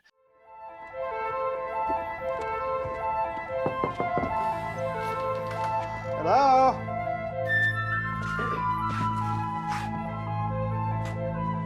Howdy. Howdy. Honey, the new neighbor invited you over for a drink at 8 tonight. I said you'd go. You don't know my schedule. You sit there every night. Might be nice to have a pal, a bud. Maybe the funniest movie about adult male friendship I've ever seen. And a movie that made me very glad. I made a lot of good friends doing sketch comedy in my mid-20s, so I don't have to worry about this kind of bullshit. Thank God for that. So really insane podcast to make friends. That's Well, hey, and that'll help too. This movie's so deranged. I had such a great time at it. I nominated Kate Mara for Best Supporting Actor in our Oklahoma Film Critics Circle nominations. She's giving such an insane, incredible performance in that movie that is right on pace with everything the guys are doing. And it's such an interesting exploration of this man, his marriage, and his attempt to try and reach out and make a friend. I still haven't seen it, by the way, so this only motivates me more to see it even more. Yeah, go ahead, Laron. No, I had a really awkward experience with that. I also love the film. It's cringe comedy at its best, I think, is the review I gave it. But but I saw it with an audience of people who did not. It was just crickets the whole time. So it's very rare that you hear me being the only one cackling in a theater. So I felt cringe being the only one laughing at the cringe comedy in that theater. But you know what? Those people were all wrong. And they should probably, they need better friends themselves. So that's how I'll put that. Yeah, I was blessed to. I got to see it with 2 very interesting crowds. I did a weekend road trip to Dallas and saw it. The only 5 people in a matinee at the Angelica in Dallas, and we were losing our minds because we're all Tim Robinson fans. And then weirdly, it ended up playing the Art Museum here in OKC, and got to see it with kind of a weird mix of ages and demographics, and everybody was on board with it in a way I was shocked by. At the very least, the elderly couple who I expected to hate it in front of me were laughing their asses off, and that alone was proof to me that this movie can work with a lot of different audiences. Great recommend, Friendship. That's one that definitely I haven't seen it yet, but I from the people like yourself, Dalton, and I know a couple other people love this movie, so I really got to catch up with it. Laron Chapman, what is your number 5 movie of the year? My number 5 movie of the year is one I really wish more people would talk about. It's called Sorry Baby. Do you miss me, even though you're married? So grown up. It's so grown up.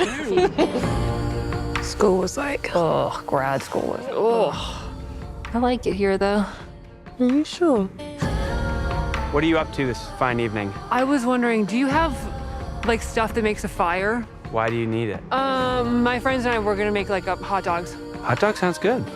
I'm sorry, we only bought 2 hot dogs. It was a really, really stunning debut film by Ava Victor, also a fellow comedian turned filmmaker, who shadow directed. I saw the TV Glow, and I loved hearing that connection. So actually, the movie was co-directed in preparation for this particular movie, and it's such a delicate and devastating movie that somehow manages in very understated ways to be very warm and laugh out loud funny, even when dealing with very, very heavy subject matter like sexual assault. And you can tell this is a very personal story. It's told in a very similar narrative structure as like Weapons, but not in a way that's gimmicky, in a way that actually culminates to something very, very, very profound at the end. And just a really stunning ode to friendship, and also just how we persevere in the aftermath of trauma, and how some people find humanity in some of the most unlikely places. And so a very, very, very moving film that I really, really loved. And I really want to recommend more people watch it. It's on HBO Max right now. So please check it out. Very, very, very up there with If I Had Legs, I'd Kick You, for sort of like 2 like female fronted performances that I was really excited to hear about and just like did not get to them. So this has gone way up on my list.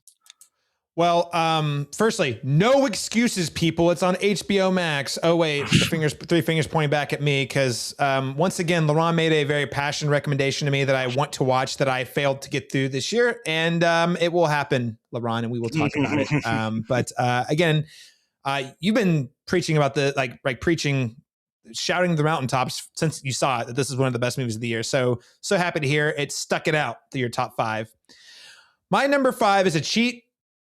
I'll try to keep it brief, but it's more of a 5-6 combo. And ask me tomorrow, it'll be a flip flop. It's the combo Train Dreams and No Other Choice. Now, the reason I'm struggling with these films, because in me are 2 wolves, one that wants to be deeply cynical and one that wants to be optimistic. And I feel like these movies in a very different way are really reflecting on our relationship with technology, and how technologies oftentimes reshape the purpose we have in our life, or potential purpose. And they're coming at it from 2 very different angles. No Other Choice being deeply cynical, Train Dreams being a lot more optimistic and more inspirational. Train Dreams, I think I've said before, like probably most of us since high school or whatever, when you're just like shooting the shit with your friends and people who have history, I'm like, it would be an interesting time to be alive? The late 1800s, and you have to be 100 in the late 1800s, right? Because you start where it's still like horse-drawn carriage, railroads, and by the time you die, people are flying in airplanes and we've landed on the moon. That seems kind of crazy, right? Like in terms of technological evolutions that happen in one lifetime, that seems to be a really interesting one based on how tech has evolved, into World War I, especially after World War II, and now here we are now. And I think the movie Train Dreams is sort of really speaking like the idea that like our purpose is not in the work we do. It is not the moment you live in that defines who you are. And oftentimes these moments come and go. Sometimes you can think you find a purpose in one place only to realize that that's not it. And those things that you think give you purpose are not who you are. It is really the life you lived, how you've paid it forward, the relationships you've invested in, no matter how long or short they've lasted, that truly give us purpose. This is the optimistic message. No Other Choice is not saying that at all. It is, look at how cynical, how awful technology and automation is ruining like the psyche of people across the globe, because their jobs are being taken away, despite the fact that they've been told for their entire lives that their job is the most important thing they're going to do so they can like pay their bills.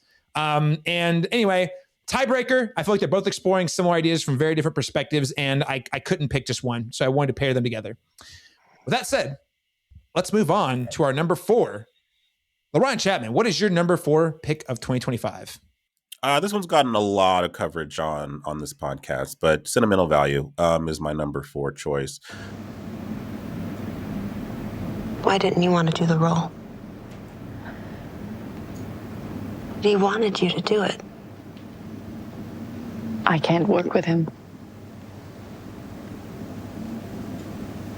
We can't really talk. My father is a very difficult person. It seems like this is also a pretty common theme this year, between this and some other ones that I'll probably mention later. But trauma, generational trauma, and the different ways that art is used as a conduit for us to kind of process, internalize, and kind of illuminate for ourselves what things that we don't know in our subconscious that have led us to be in the places that we are in life, and it just kind of underscores and reemphasizes the value and the merit of art, and how and things like AI are never going to be able to touch those kinds of things. And I think that that's what's most important. I won't remember some of the spectacles I saw last year, but I will remember how like movies like this made me feel, and the kind of conversations and the way that I reevaluated my own life after watching it, and wanted to pick up on certain things. And it just gets to the nuance of trauma in ways that I found really, really, really complex and thoughtful. So sentimental value. Great pick. Didn't quite crack my top 5, but it made its way pretty close in those last weeks of the year. Dalton, Stuart, what is your number 4 movie of 2025? Staying on this theme of masculinity, we have a film about the transitory period between being a boy and being a man, and it is 28 Years Later from Danny Boyle and Alex Garland. 7, 6, 11, 5, 9 and 20 miles today, 4, 11, 17, 32 the day before. Boot, boot, boot, boot. Moving up and down again. There's no discharge in the war. Don't look at what's in front of you. Boot, boot, boot, boot. Moving up and down again. Men go mad with watching them. There's no discharge in the war.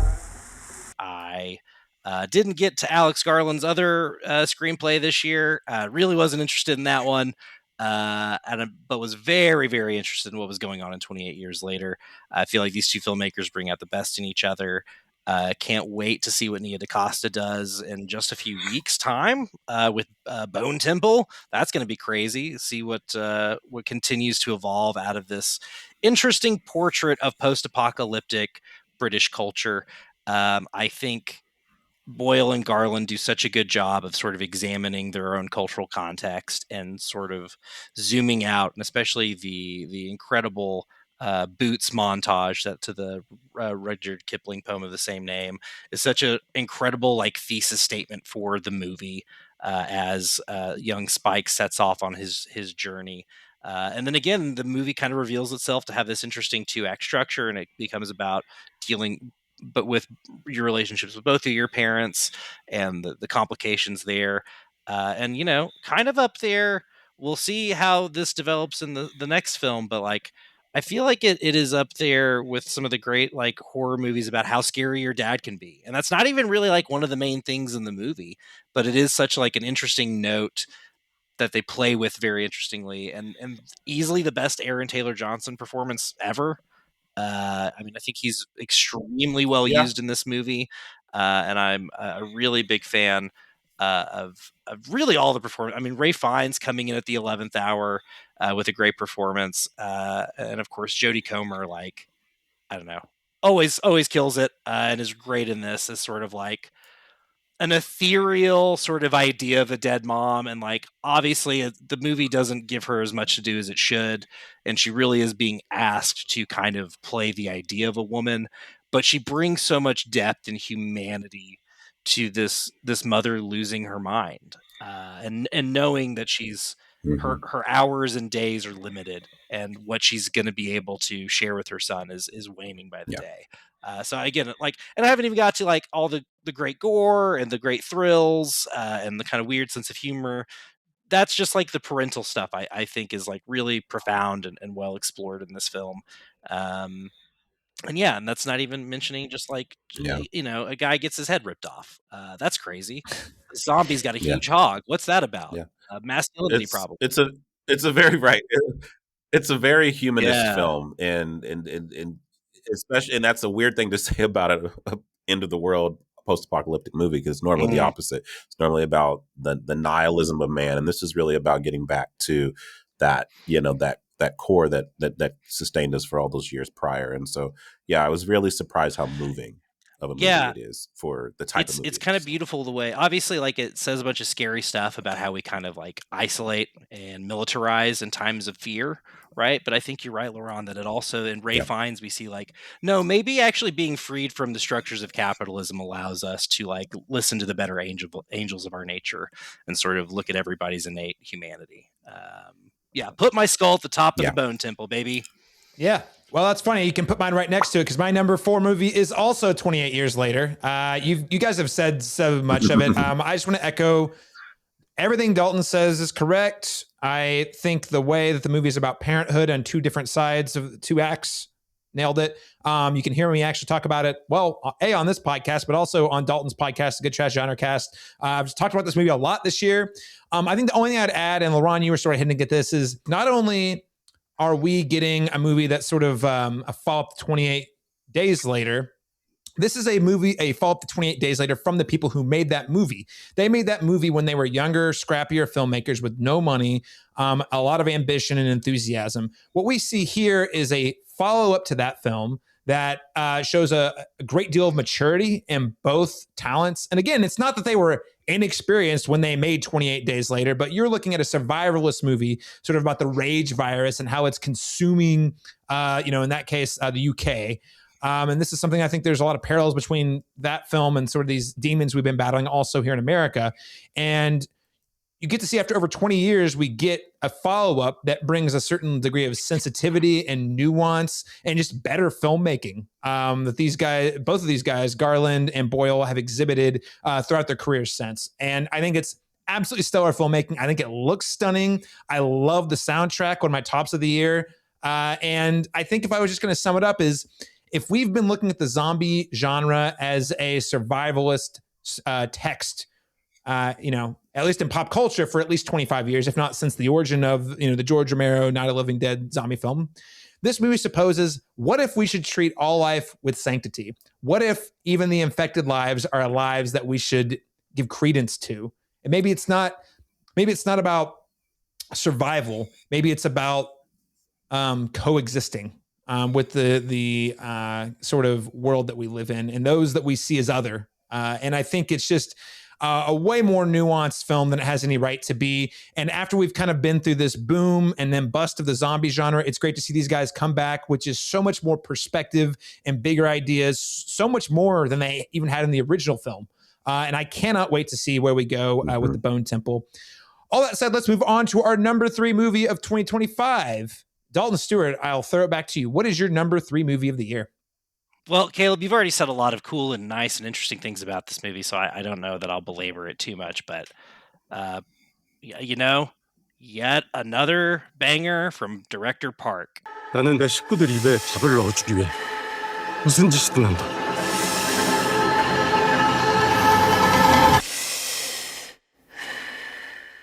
어쩔 수가 없다.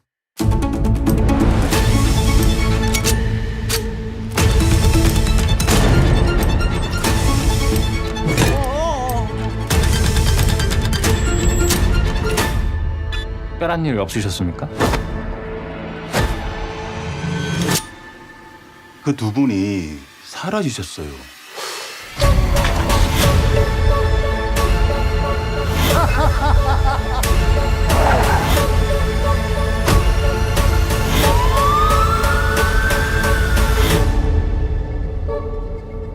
I love No Other Choice, and I didn't know he had this tone in his repertoire. You called it Coen-esque, and I think that is very much the most like sort of, if you're trying to sell this movie to somebody who's into movies, I think that's kind of the easiest way, is like it is maybe the most Coen brother movie not directed by a Coen brother.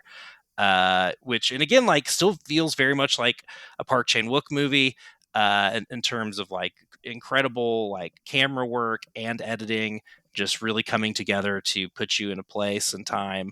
And it interests, it's very interesting that after the great year Parasite had in 2019, we kind of jump forward 6 years and see another South Korean film, that is kind of speaking to our global class conditions, as director Bong said when doing the press tour for Parasite. Of course, I think my movie is going to translate to other countries. We all live under capitalism, and I think that's very true of No Other Choice as well.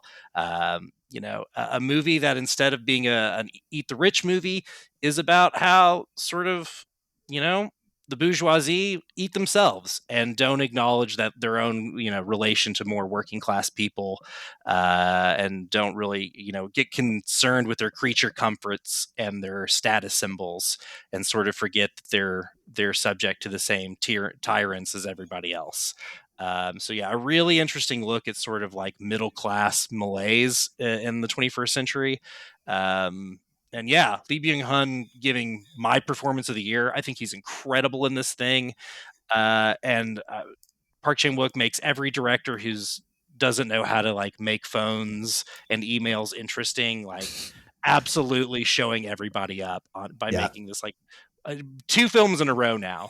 He is just been so interesting in how he like integrates 21st century technology into the text of the film in a way that I think should make every filmmaker that he's contemporary with kind of sit up and take note and say, okay, challenge accepted. We really can do interesting things with the way screens impact our daily lives. Yeah, well said. Great choice. Laron, what is your number 3 film? My number 3 film is One Battle After Another. What I'm doing here is I'm creating a closed circuit. Very important to keep your cap shunted like this so you don't accidentally detonate your charge. Don't stop.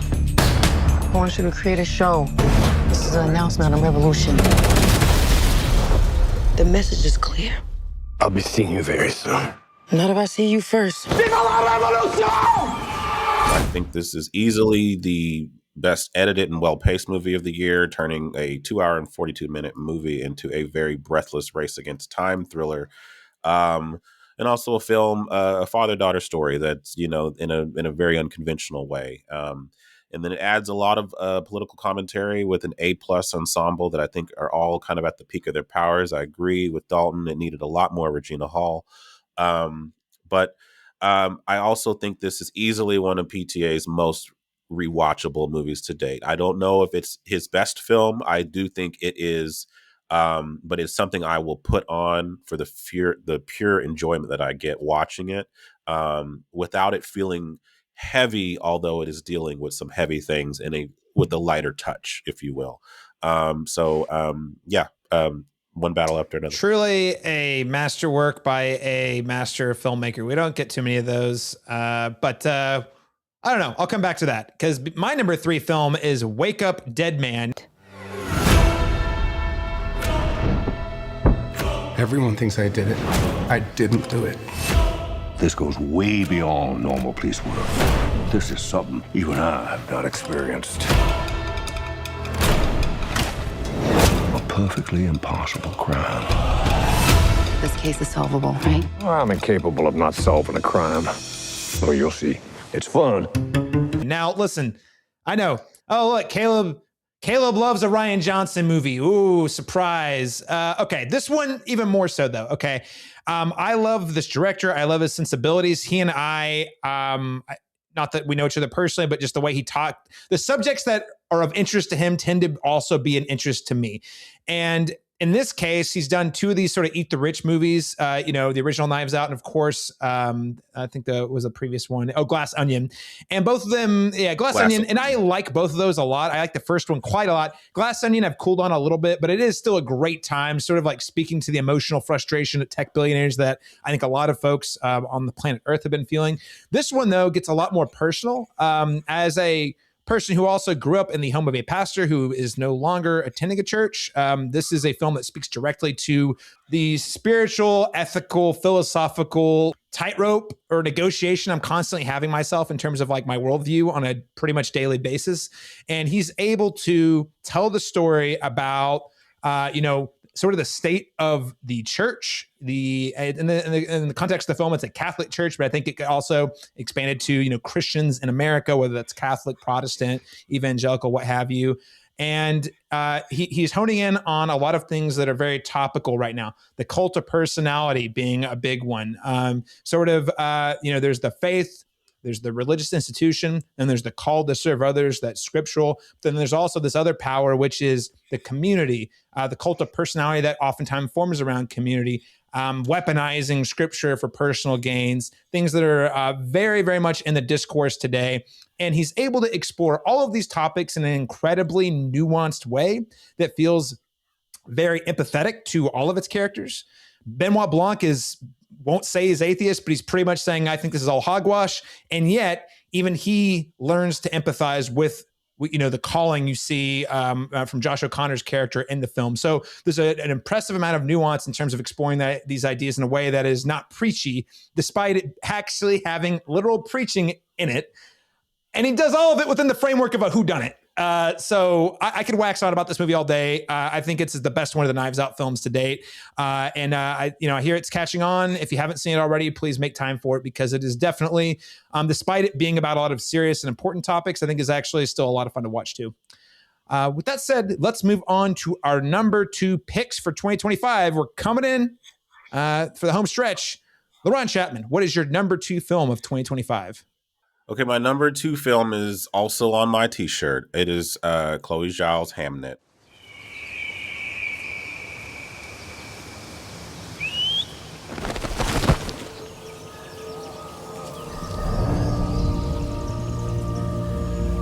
Is it true? You know everything about a person by touching them here? Not everything. He's got more inside of him than any man I've ever met. Who are you looking for? William Shakespeare. I have no talent for waiting. The women in my family see things. What do you see? Look, guys, it takes a lot to make this guy weep in a theater. And I'm telling you, on both times I watched this, I had guttural cries with this one. And I don't know if I needed that. I don't know what was going on in my particular life, but this movie just, it got me from the very first frame and the final frame. I just feel like it has this sweeping emotional pull about it that when we are in the dark depths of our own grief, this movie found a way for us to say that through that, you can still find light in humanity. And I love that. I love that catharticism that you get at the end of the film, where art, as we mentioned in sentimental value, being this thing that illuminates things for us that we can't articulate with words. And somehow that is why it is so important. This theatrical experience is so important. The communal aspect of coming together in a dark room, watching a movie together, and having a shared experience with people who have different walks of life from you, different political affiliations, and having a shared human experience together. Because that is, I think, what we're really preserving. It's not just artistry. It's that human connection that we get from the art. And I feel like Zhao understood that in such a palpable way, and she was able to convey that in really not using a whole lot of words. This movie is prose is very, very, very lyrical, very much not dialogue is used in the film, but only when it's absolutely needed. And I found the final stretch of this movie to be the most moving thing I've seen in a film in maybe 10 years. So, and I think that Jessie Buckley gives a generationally good performance in this, and will be the deserving winner of the Oscar this year. Does she even have any real competition?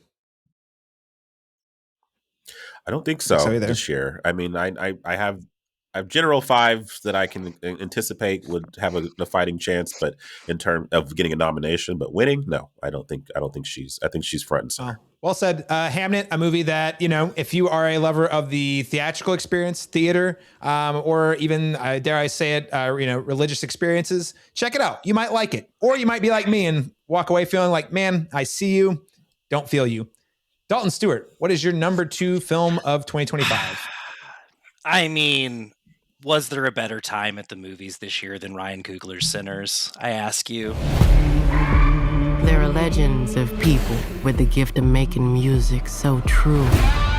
It can conjure spirits from the past and the future. This gift can bring fame and fortune. Will somebody take me in your eyes? But it also can pierce the veil between life and death. Listen here, this ain't no house party. Shit. Y'all ready to drink? Y'all ready to sweat till y'all stink? You want some? The lesson of the movie is myriad, but one of them is for quirked up white boys to stay in their lane. So I'll keep this brief. I'll say my piece and get the fuck out of here real quick. Caleb, you called the Rocky Road to Dublin sequence ridiculous compared to everything else. I think it is like an incredible flip side to the I Lied to You sequence. Rimmick is doing the same thing, right? He's doing this Irish folk song, doing this Irish folk dance, celebrating his culture and saying, come join me. You just have to join my vampire hive mind and leave behind your own unique, culturally specific experiences, or at the very least be subsumed by each other's. Yeah, crazy, interesting stuff, man. A very thoughtful movie that has so many layers. We talked about it a lot on GoodTrash when it came out with Laron's Dead Center colleague Paris Burris. I've got a really long post for my second watch of it on Letterboxd, pinned to my profile. It's just like kind of some stray thoughts that I have about the movie. So go look at that. Go listen to that or look at that if you want to hear me opine more. But yeah, what a picture. Holy shit. Holy shit, indeed, because that is also my number 2 film of the year. Sinners. Guys, Ryan Coogler, holy shit. Telling stories like no one else has ever... like, he is pushing the bounds of what can be done within a genre film. By the way, I timed it last night. You know the vampires don't show up until 40 minutes into the movie. Like the very first time we see Jack O'Connell is 40 minutes into the movie. And it's because he grounds all of the heightened supernatural stuff in very real... personal histories and character dramas, a unique setting that is deeply entrenched in American culture, often a part of American culture and American history that white people like myself tend to be like, it wasn't that bad, right? Yeah. This movie is a masterclass. He's got the best score I've heard in a long time. And this was in a year full of exceptional movie scores. The cinematography, the way the aspect ratio shifts throughout the film. I mean, like, that is some Christopher Nolan level stuff, if not better. There's Dalton, to your point, there's a lot to be said about Sinners. I don't know that I'm necessarily the one to say it. What I will say is I see game, I call game, and this thing is a masterpiece. That's all I'm saying. The filmmaking is just at another level, and I don't know how else to say it other than if you have not seen Sinners and the year 2025, drop what you're doing. It's on Amazon Prime right now, or better yet, just go buy the 4K Blu-ray. And if you don't have a Blu-ray player, buy one of those to watch Sinners specifically. Go watch the movie. That brings us to our number 1 film of the year. Drum rolls. Dalton, Stuart, I have 3 guesses, and all of them rhyme with Meddington. What is your number 1 movie of the year? You're being manipulated, man. Give me a home where the buffalo roam. Is that praying? Where the deer and the antelope play. How did we get here?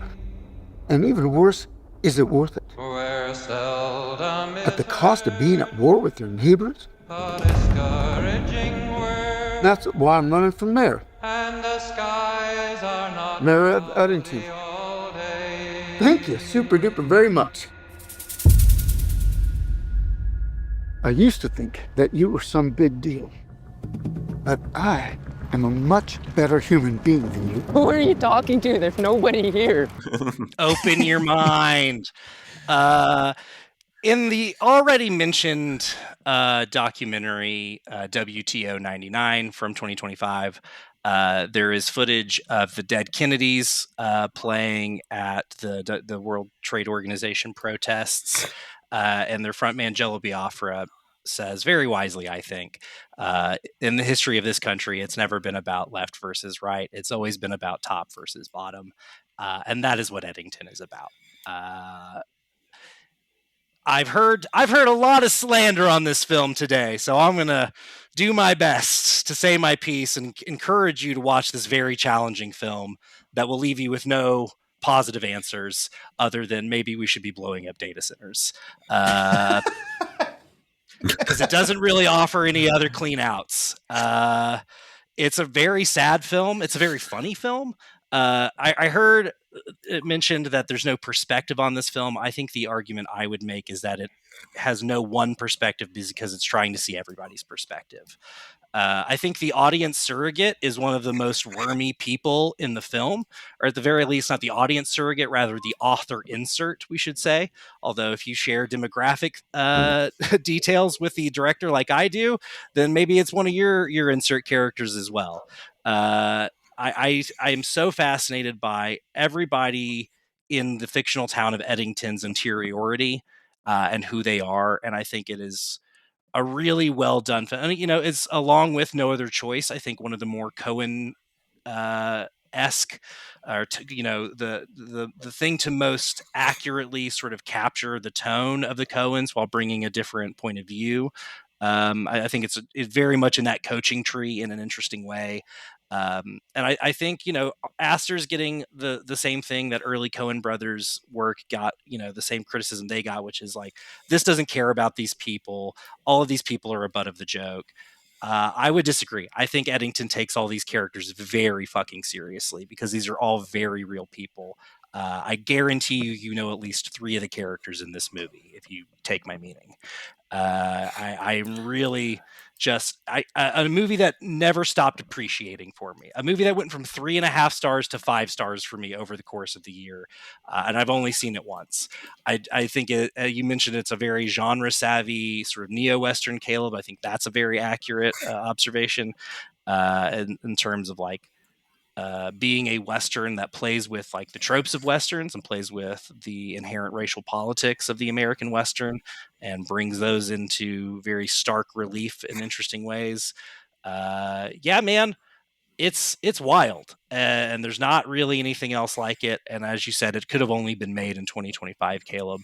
And I find that immediacy of it to be so enthralling and intoxicating because the last 5 years have felt very weird for all of us. And I know we all still we have a foot stuck in 2020.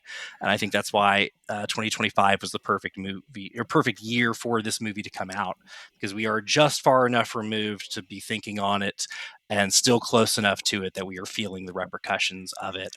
An essential movie for our times, an important 21st century American movie, that is not for everyone, and I do not blame you if you don't like it, because it is very grating at times, and it is full of people being pricks to each other, and that's a huge bummer. And that was kind of that's kind of the loop we've been stuck in for a while. And the film, I think, wisely asks us to take a beat, stop joining cults, stop shooting our neighbors, and maybe have a fucking conversation with one another. Get off the internet. I heard that. The movie told me to get off the internet. Yeah. Yeah, lest ye become a right after you're done with the podcast. Yeah. Lest you become a right-wing grifter, be careful about what you hitch your wagon to. Yes. What a movie. I'll give you this, Dalton. I know I've come out, you and I privately and publicly have had disagreements about this movie. I have come around to appreciate it a lot. I still don't know if I would say I like it, but I do. I think it's doing a lot of incredibly important and valuable things and has a lot to contribute to the history of American cinema in a way that, not a lot of directors are able to do right now. And so kudos to Astor for taking the swing. Do I have a lot of notes? Yeah, but I think you nailed it. I do actually agree. I think he does respect all of his characters a lot. And I think that's also crucial. Joaquin Phoenix is probably not a great guy, but you know what? The movie is very, very, very sympathetic to him and really puts you in his shoes. And to that, I say it's a pretty impressive film. even if I initially was pretty upset about it. Yeah, I remember. I was mad. I was like, oh. So, I think all those feelings are valid, though. I think all those feelings, it may be intentional, and maybe engineered that way. Yeah, well, we're almost out of time. But I'll save it for another podcast for a later day. Laron Chapman, what is your number one film of the year? There's only one movie I could have put here. I tried, playing and pretending I was going to put another film at the top spot. It is Sinners. Keep dancing with the devil. Careful, boy. You gonna bite off more than you can chew. One day he's gonna follow you home. We got us a problem now. What the hell going on? Oh, we heard tale of a party. This world already left you for dead. I can save you from your fate. You don't need no saving. Yes, you do. And you are?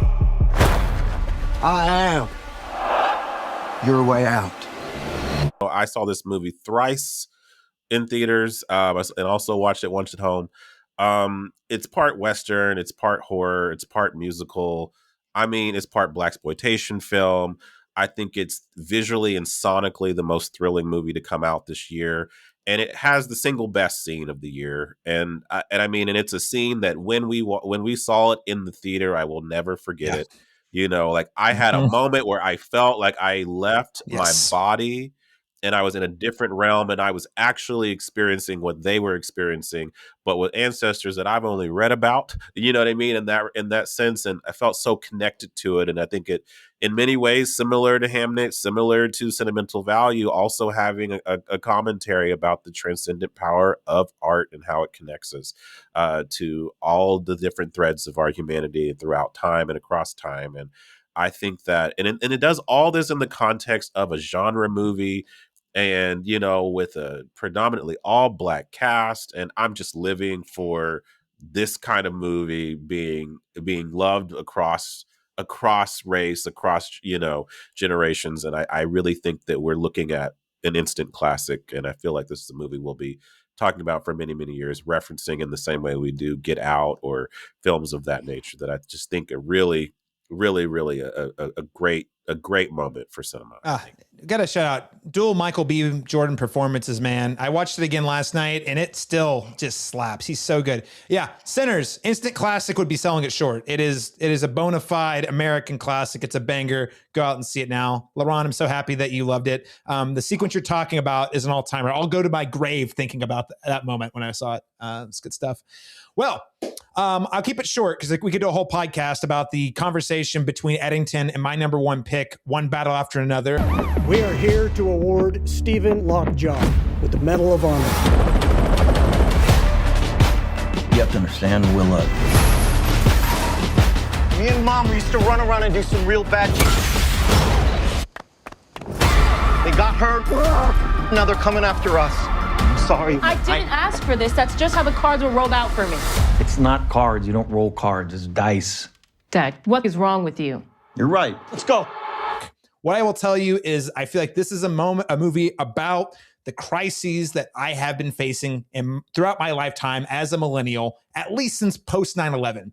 You're talking about border crises. You're talking about white supremacists hiding in the shadows only to emerge in the most powerful positions in our countries, in our nation, with tremendous amounts of power and using and wielding that power to inflict harm on entire communities because of personal vendettas. And it's a movie about the revolutionaries who are fighting those powers that are actually trying to destroy us because of petty prowess egos, people who want to be loved, people whose daddies didn't love them enough are actively destroying communities in this country today.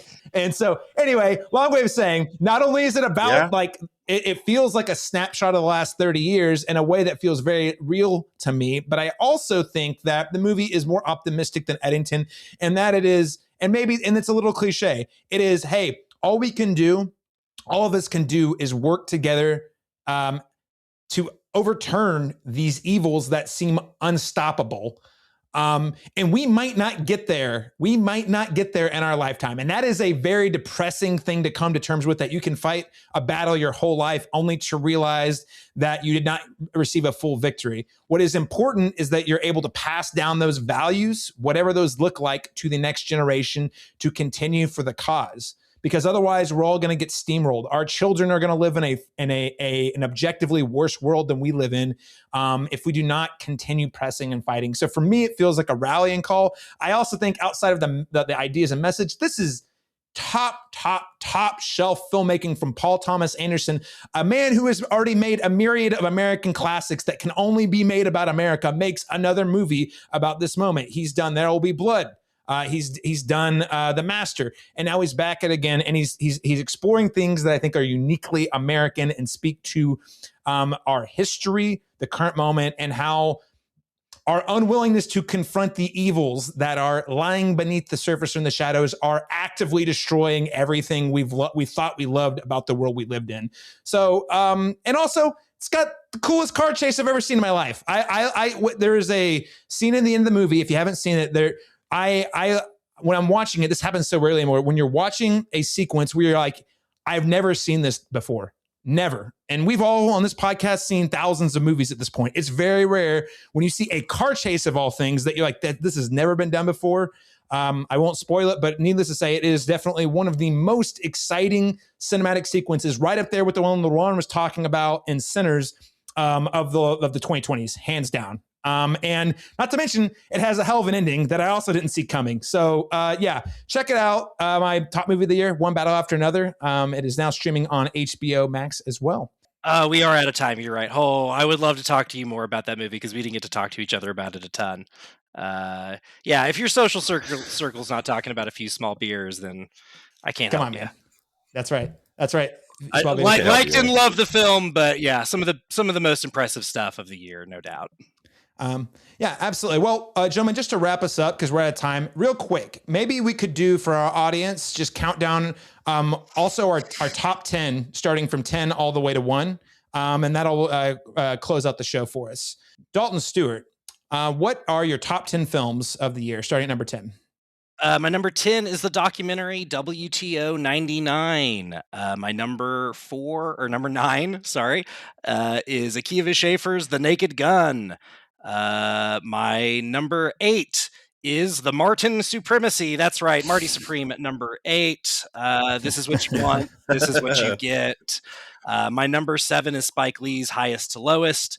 My number 6 is Weapons. My number 5, good stuff, Zach Kreger. We love that one.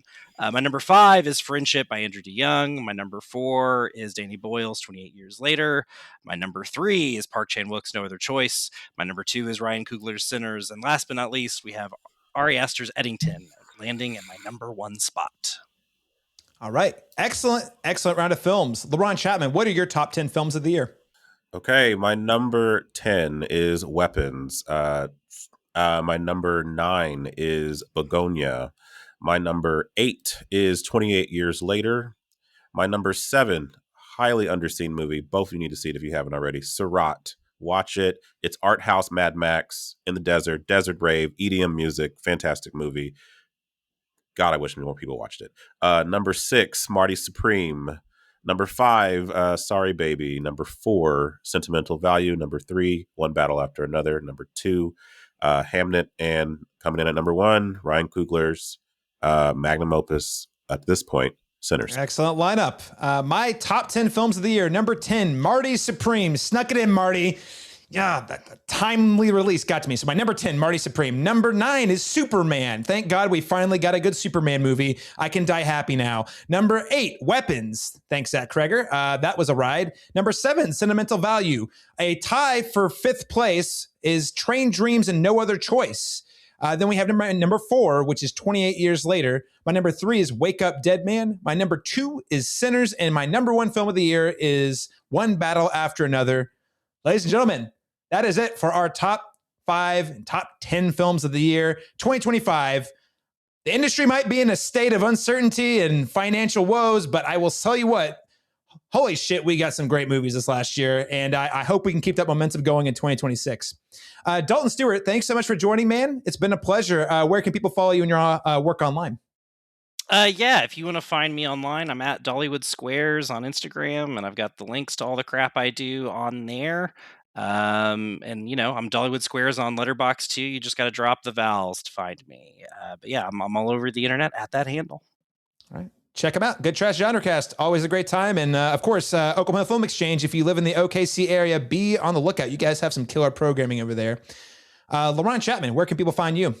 You can follow me on Letterboxd at black_Cine_man, or you can follow me here on the Cinematropolis for more episodes like this. Also, I have a film review column, Real Insights, REEL, with Laron Chapman at the Cinematropolis. Check it out there. Of course, you can find me in all the things at Cinematropolis.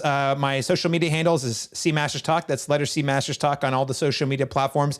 And if you're not watching the video version of this, we are now available on YouTube. So consider heading on over to the Cinematropolis on YouTube and giving us a subscribe, ringing the bell, and seeing what else we got going for you here in the weeks ahead. Thank you so much for joining us, everyone. We'll be back next week with our sneak peek at the year to come, 2026, where we find out which of us called the top grossing box office of 2025 before making our bold predictions for 2026. Thanks so much for joining us, everyone.